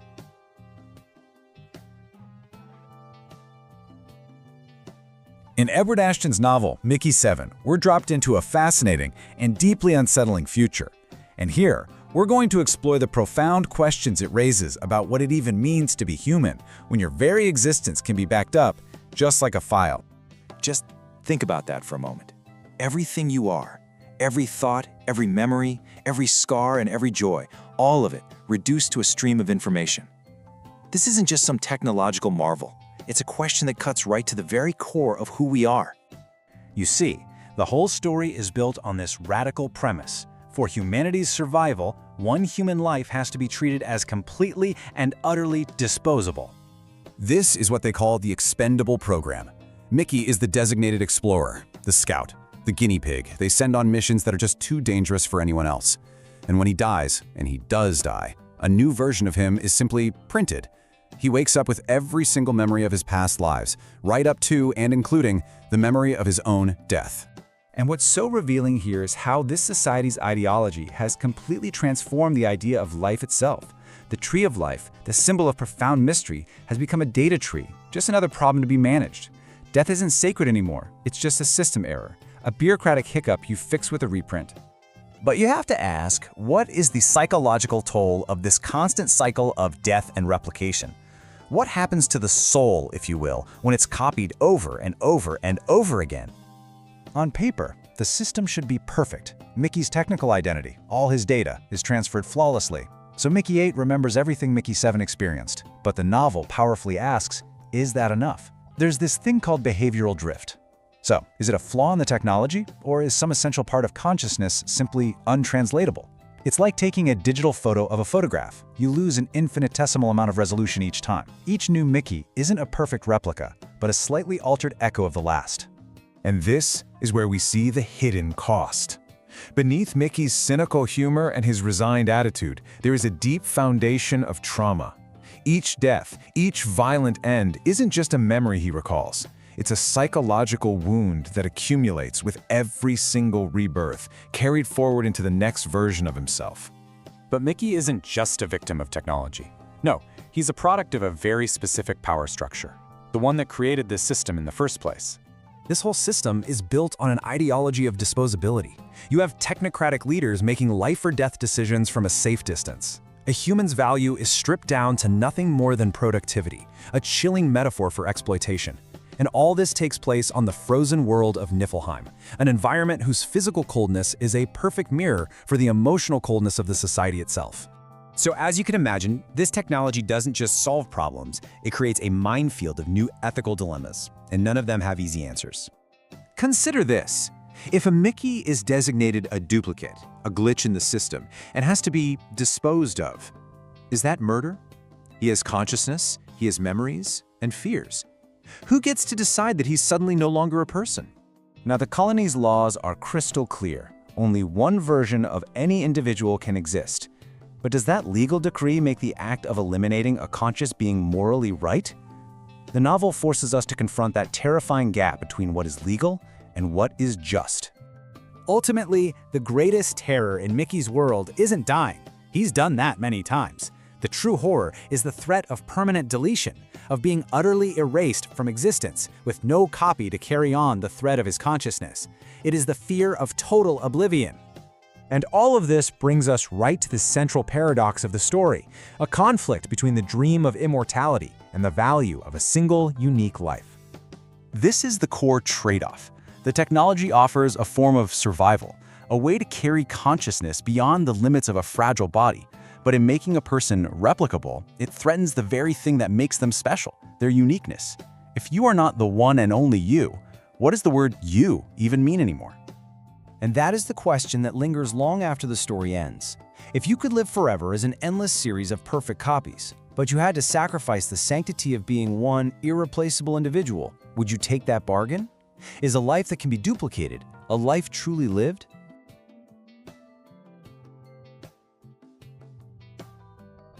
Out there in the cold vacuum of space, on a world that's actively trying to kill you, humanity has found a way to conquer death. But what if, in doing so, we lost something even more important? Today, we're diving deep into the philosophical core of Edward Ashton's novel, Mickey7.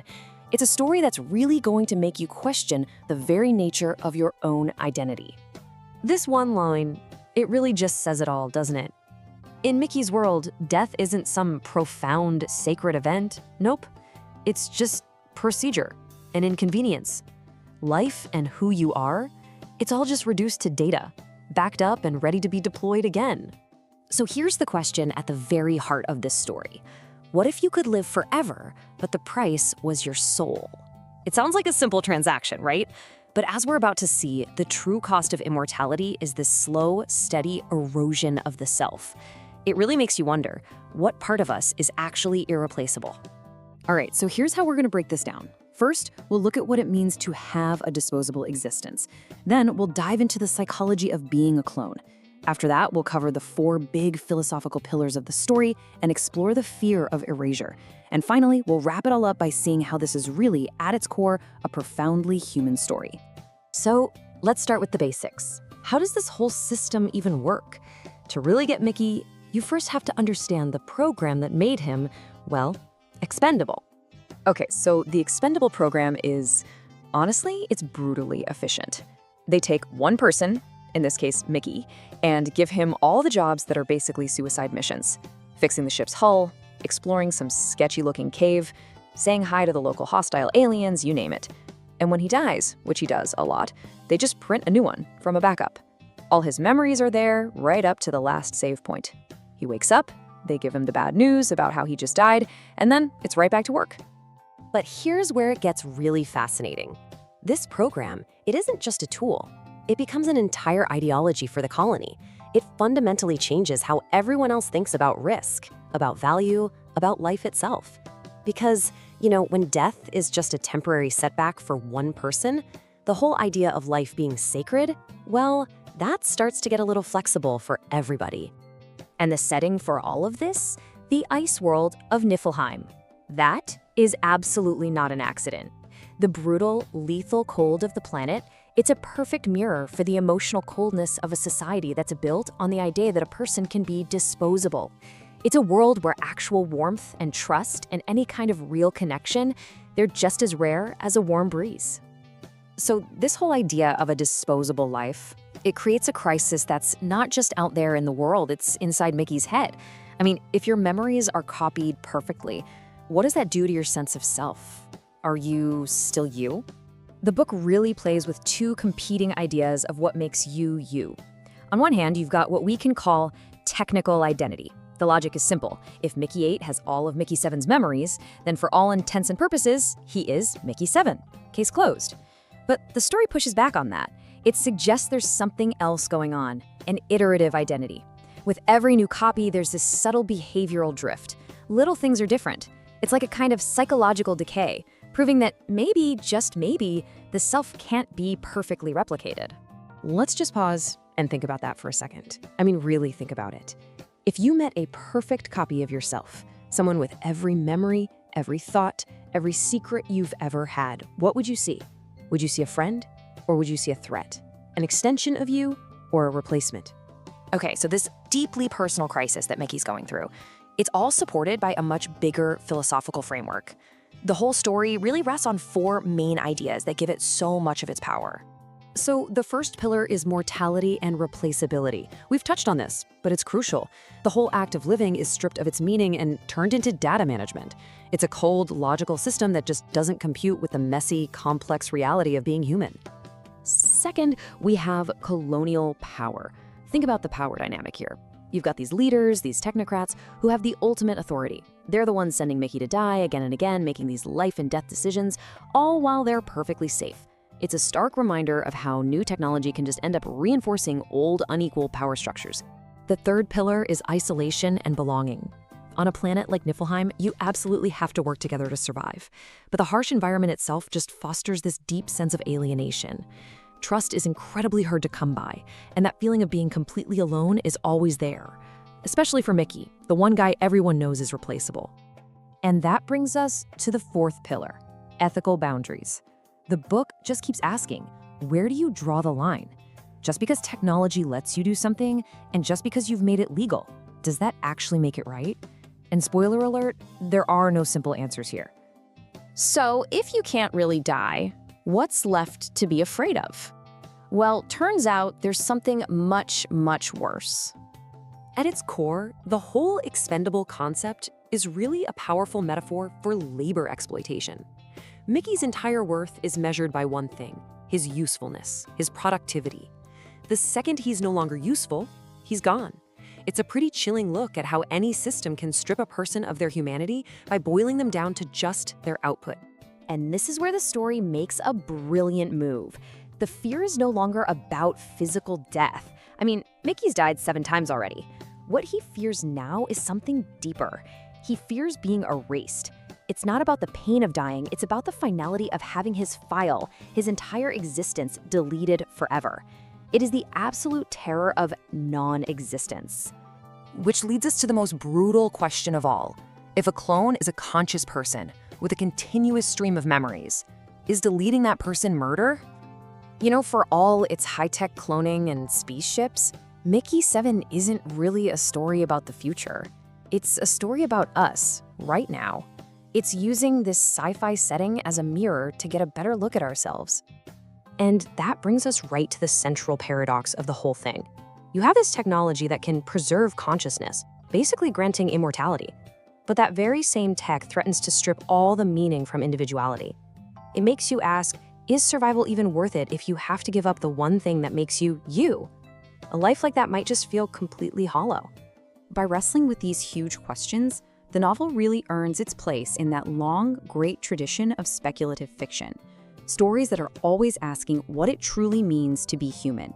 It's part of a conversation that's been happening for decades, using the future to understand the present. This quote really says it best.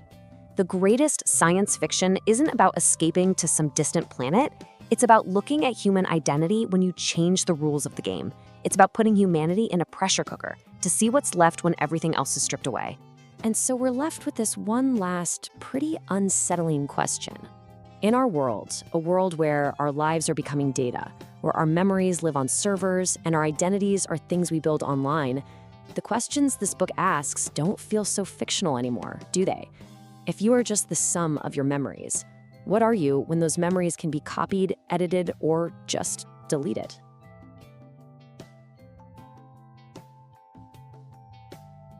You know, some stories are more than just stories. Edward Ashton's novel Mickey7 is one of them. It's really a mirror, and it forces us to confront some pretty heavy questions. Like, what happens to you, to your sense of self, when you can just be copied? What's the real cost of a life that never has to end? And what does identity even mean when technology can replicate it perfectly? Or at least that's the claim. Let's dive in and really explore that. This right here, this is the core of it all. It's not really about alien worlds or far-flung futures, it's about us, right now. It's about what happens to our humanity when you put it under pressure, under altered conditions. And maybe those conditions aren't as far away as we'd like to think. This is a story that holds up a mirror to our own deepest questions about who we are. So here's how we're gonna break this down. First, we'll look at the whole idea of the expendable man. Then, we'll explore the psychology of being a copy. After that, we'll examine the system of disposability it creates, and finally, we'll tackle the big one, the price of immortality. All right, let's jump into part 1, the expendable man. First things first, we need to understand the foundational concept of this novel. So, what exactly is an expendable? The entire story unfolds on a place called Niflheim, and let me tell you, it is a truly hostile world. It's a frozen, unforgiving landscape that's more than just a backdrop. No, this place, this biting cold, it's a perfect mirror for the emotional and existential chill running through the human colony that's trying to survive there. And at the heart of this fragile colony is a system called the Expendable program. The idea is, well, it's brutally simple. There's one designated person, the Expendable, who takes on all the impossible, lethally dangerous missions. And when they die, and they will die, that's the whole point, they're just reprinted. A new body with all the old memories uploaded from a backup. It's like having a human reset button. But this is where it gets so much deeper than just clever tech. The program's mechanics, they're not just technological, they're ideological. It's an idea that seeps into the very fabric of their society. It normalizes death. It turns it into just another procedure. And when that happens, when life and death lose their meaning, it fundamentally reshapes everything about their social dynamics. Okay, so that's the system. But what does it feel like to be the gear in that machine? What happens to the self when it can be duplicated? This brings us to the mind of Mickey. On one hand, you have memory continuity. On paper, each new Mickey should be a perfect one-to-one replica. He has the data, the memories, right up to the moment of his last death. But then there's this subtle, unnerving idea called behavioral drift. Tiny, almost imperceptible emotional changes that start to appear with each new version. It suggests that replication isn't perfect sameness. And it begs the question, is a perfect copy of you still you? Mickey uses humor to cope, a lot of dark humor. But you realize it's just a shield, because beneath the jokes, there's this accumulated trauma. Each death, each rebirth, it's not a clean slate. It's another psychological scar that he carries into the next life. It all just adds up. And this leads to a fascinating concept the book calls psychological entropy. The idea is that identity isn't fixed. With each replication, it becomes iterative. Think of it like making a copy of a copy of a copy. With each generation, subtle nuances, tiny emotional details, they can get lost or altered. The self isn't a fixed point. It's something that can degrade over time. So, if this is what's happening inside one person's mind, you have to wonder, what kind of society builds itself on a foundation like this? That brings us to the system of disposability. And the novel uses this premise to tackle some massive thematic pillars. It forces you to confront mortality and what it means to be replaceable. It shines a light on colonial power structures. It digs into our deep-seated needs for isolation and belonging. And of course, it pushes the ethical boundaries of cloning right to the very edge. In this system, death is stripped of its meaning. It's no longer a sacred or even tragic event. It's procedural. It's data management. The immense value of a human life is reduced to a file that can be restored. And in that efficiency, something essential is lost. And this is where the story becomes more than just science fiction. The expendable designation, it's really a powerful metaphor for labor exploitation. It's a world where a worker's value is measured solely by their productivity, by their usefulness. When you're no longer useful, you're disposable.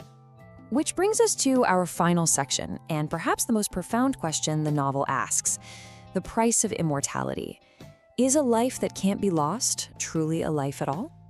You see, for Mickey, the fear of dying is almost gone, but it's been replaced by something far, far worse. The ultimate fear isn't physical death anymore.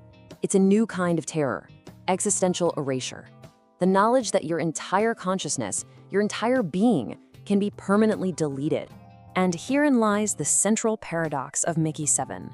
The very technology that can preserve a consciousness can, at the same time, completely diminish the meaning of individuality. It's a Faustian bargain on a whole new level. Which leaves us with this final, lingering question. Is survival without uniqueness truly living? If your life isn't finite, if it isn't singular and irreplaceable, does it hold the same meaning? It's a question that stays with you long after you finish the story.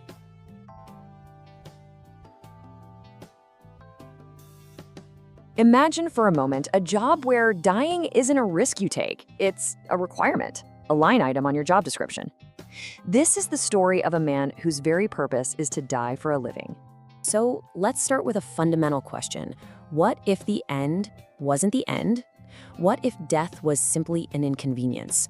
A technical glitch in the system, a momentary interruption before you are simply rebooted and sent right back to work.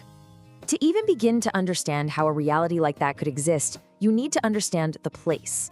The stage for this entire drama is a remote colonial world called Niflheim. And this place, it's more than just a setting. It's a character in itself. The biting ice, the endless, desolate snow, it's a perfect physical manifestation of the alienation and the existential coldness felt by the people who are forced to survive there. You see, in a place this brutal, this unforgiving, pushing the boundaries of human exploration demands a terrible price. A price that requires a sacrifice no ordinary person could ever be asked to make. And that price, well, it's paid by one man. His job, his entire reason for being, is to be sent into situations that are guaranteed to be fatal. He's a disposable asset, designed to be used up, broken, and then simply replaced. So how in the world does the system like this actually function? Let's get into the cold, hard mechanics of how this strange, technological form of rebirth actually works. The official term for him is an expendable. He's a colonist specifically designated for missions where survival isn't just unlikely, it's not even part of the plan. When he dies, and he always dies, his backed-up consciousness is just imprinted onto a newly printed body. The process itself is chillingly efficient. Step 1, our man, Mickey, dies. 2, his memory data is retrieved and uploaded. 3, a new body is printed. And 4, his consciousness is reinstalled. It's less of a resurrection and more like a system restore. Just think about the implications of that for a second. Death has been stripped of all its meaning, all its finality. It's not a sacred event, it's a procedural step. Life itself has been reduced to little more than data management, a file to be copied and pasted. Okay, but what does this endless, brutal cycle of death and rebirth actually do to the human mind? This is where the story shifts from the technical how to the profound psychological cost of this kind of immortality. And here's the central paradox. On one hand, the data transfer is perfect. The memories, the facts, they're all there, flawless. But on the other hand, something essential gets lost in translation. The emotional nuances, the tiny quirks of personality, they start to degrade. Each new version isn't an exact copy, it's an echo. And with every echo, that identity drifts a little further from the original. And the trauma of every single one of those violent deaths, it doesn't just vanish. It accumulates. It builds up layer by layer, creating a foundation of incredible pain that's buried just beneath a cynical, dark sense of humor. With every new body, the weight gets heavier. This one man's personal struggle really becomes a lens for some much larger questions. What is mortality when a life is completely replaceable? What are the ethics of creating life just for the purpose of destroying it? And maybe most importantly, who gets to decide when a human being is just a tool? And right there, we find his ultimate fear. It's not the pain of dying. He's been through that too many times. It's the possibility of permanent deletion. The idea that his backup file could just be erased. That has become the only true death he fears. This brings us right to the heart of the story, to its core paradox. What is the point of survival if the very self you're trying to preserve begins to fade away with each new life? When you really look at it, the Expendables program is built on exploitation.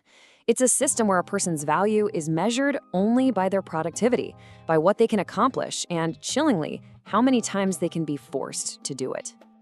And this is the ethical knot at the center of it all. The very technology that grants a form of immortality is the same technology that erodes the meaning of individuality.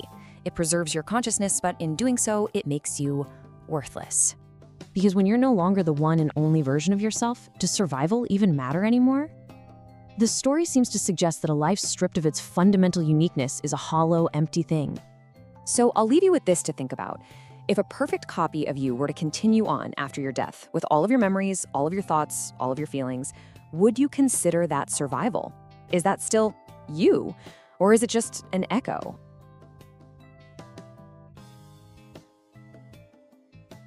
In the vast expanse of science fiction, there are ideas that really stick with you. The human clone is one of them. Is it a perfect copy, a second chance at life, or is it something else, a tool designed to be broken and replaced? Today, we're going deep into the philosophical heart of Edward Ashton's novel Mickey7 to see how it uses one replicable man to ask some of the biggest questions there are about who we are, what a soul is, and what we're truly afraid of.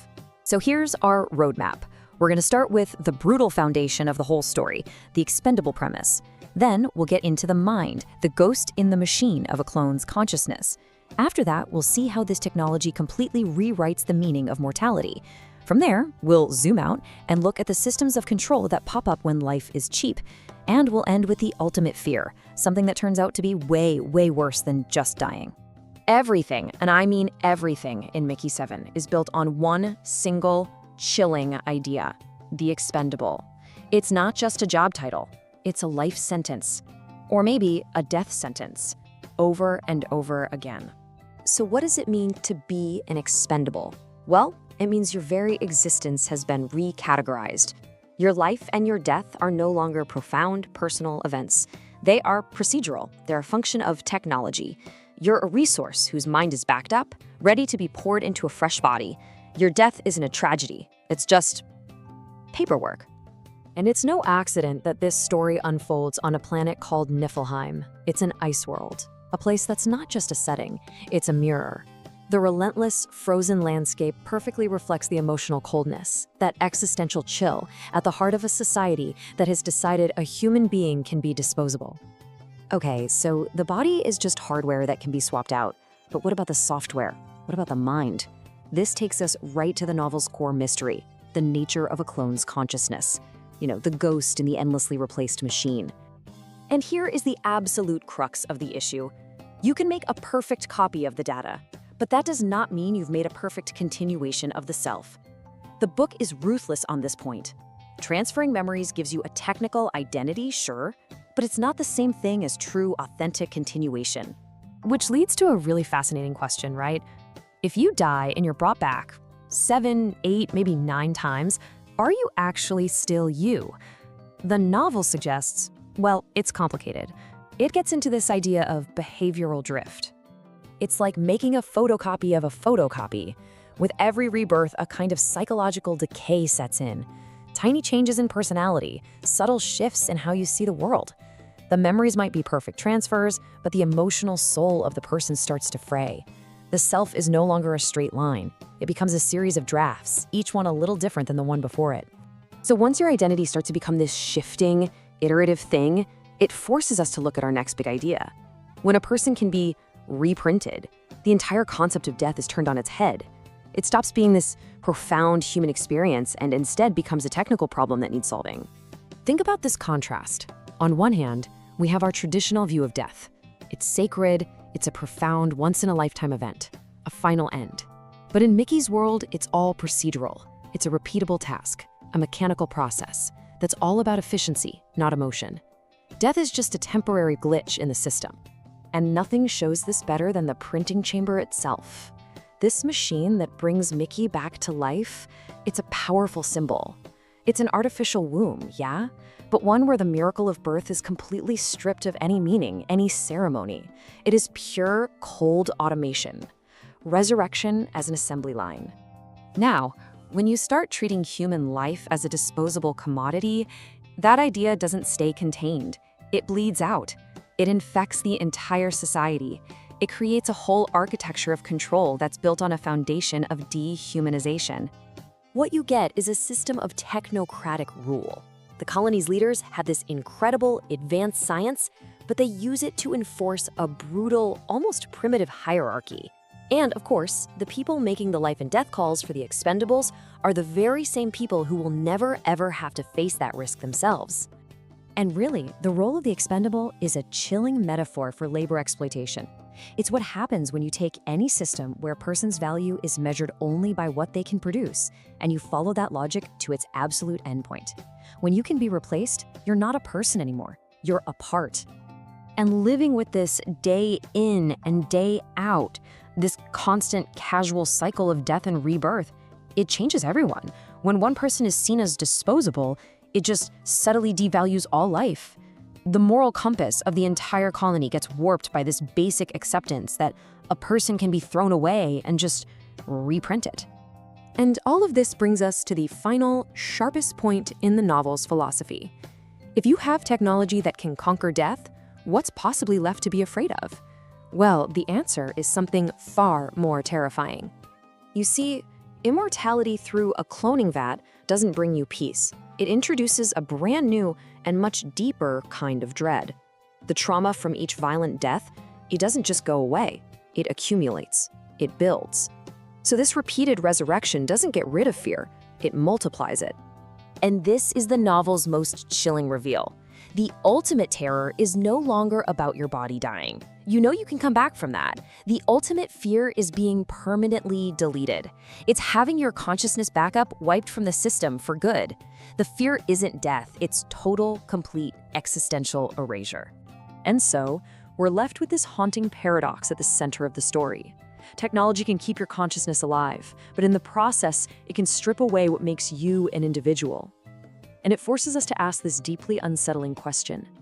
If you can live forever, but you are no longer the one and only you, is that really survival? Is that a victory at all?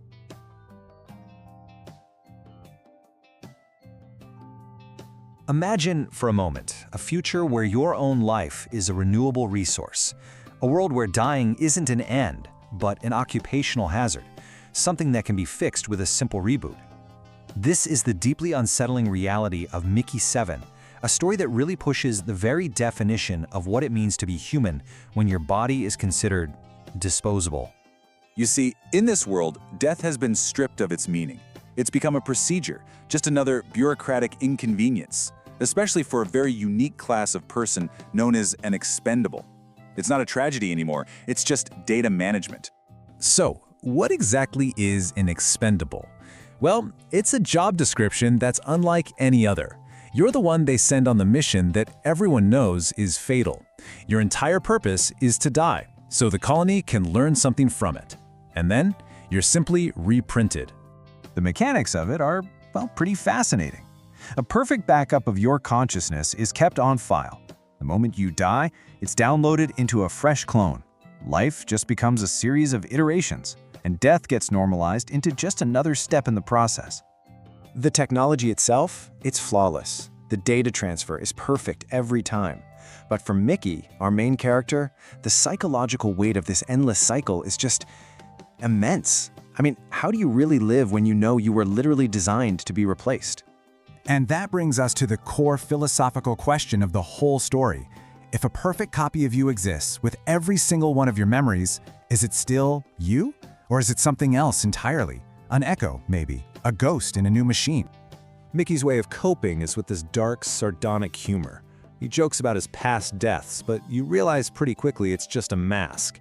Each violent end, each reboot, leaves an invisible scar that the reprinting process can never erase. It's an accumulated trauma, building up one life at a time. The entire system is built on this idea of psychological continuity. The thinking is, as long as the memories are intact, the person is the same. But what this really shows is just how fragile that link to our identity truly is. Memory, as it turns out, is not the whole picture. And here's the crucial split. While the data, the memories, are copied over perfectly, a kind of psychological entropy starts to set in. It's called behavioral drift.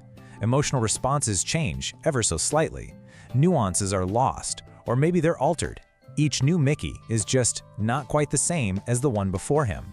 Because of this drift, Mickey's fear starts to change. He's died 7 times. Death is familiar to him. What becomes truly terrifying is the idea of permanent deletion, of having his backup wiped, of being erased so completely that he never even existed in the first place. Now that is a fate worse than death. This personal horror then expands into something much bigger, with huge societal implications. You start to see that this technology of disposability isn't just about survival, it's a profound instrument of control. The story uses this whole premise to tackle some really powerful themes. It forces us to look at our relationship with mortality, the way technology can be exploited by power structures, and that deep, deep sense of isolation that comes from knowing you're completely replaceable. At its very core, the Expendable program is a powerful critique of labor. It's a system where a person's value is measured only by their productivity and their willingness to be thrown away. It is the ultimate dehumanization of the worker. And the world itself reflects these themes so perfectly. The printing chamber isn't some miraculous place of rebirth. It's a cold, artificial womb that reduces resurrection to a mechanical act. And the frozen planet they're on, Niflheim, that's no accident. It's the physical manifestation of Mickey's own internal confusion and existential coldness.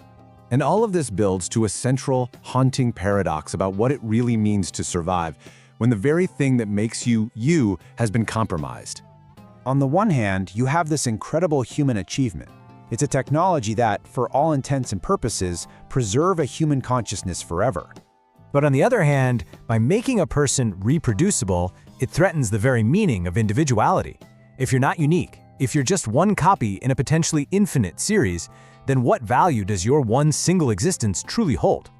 This leads to these profound ethical questions that just hang in the air.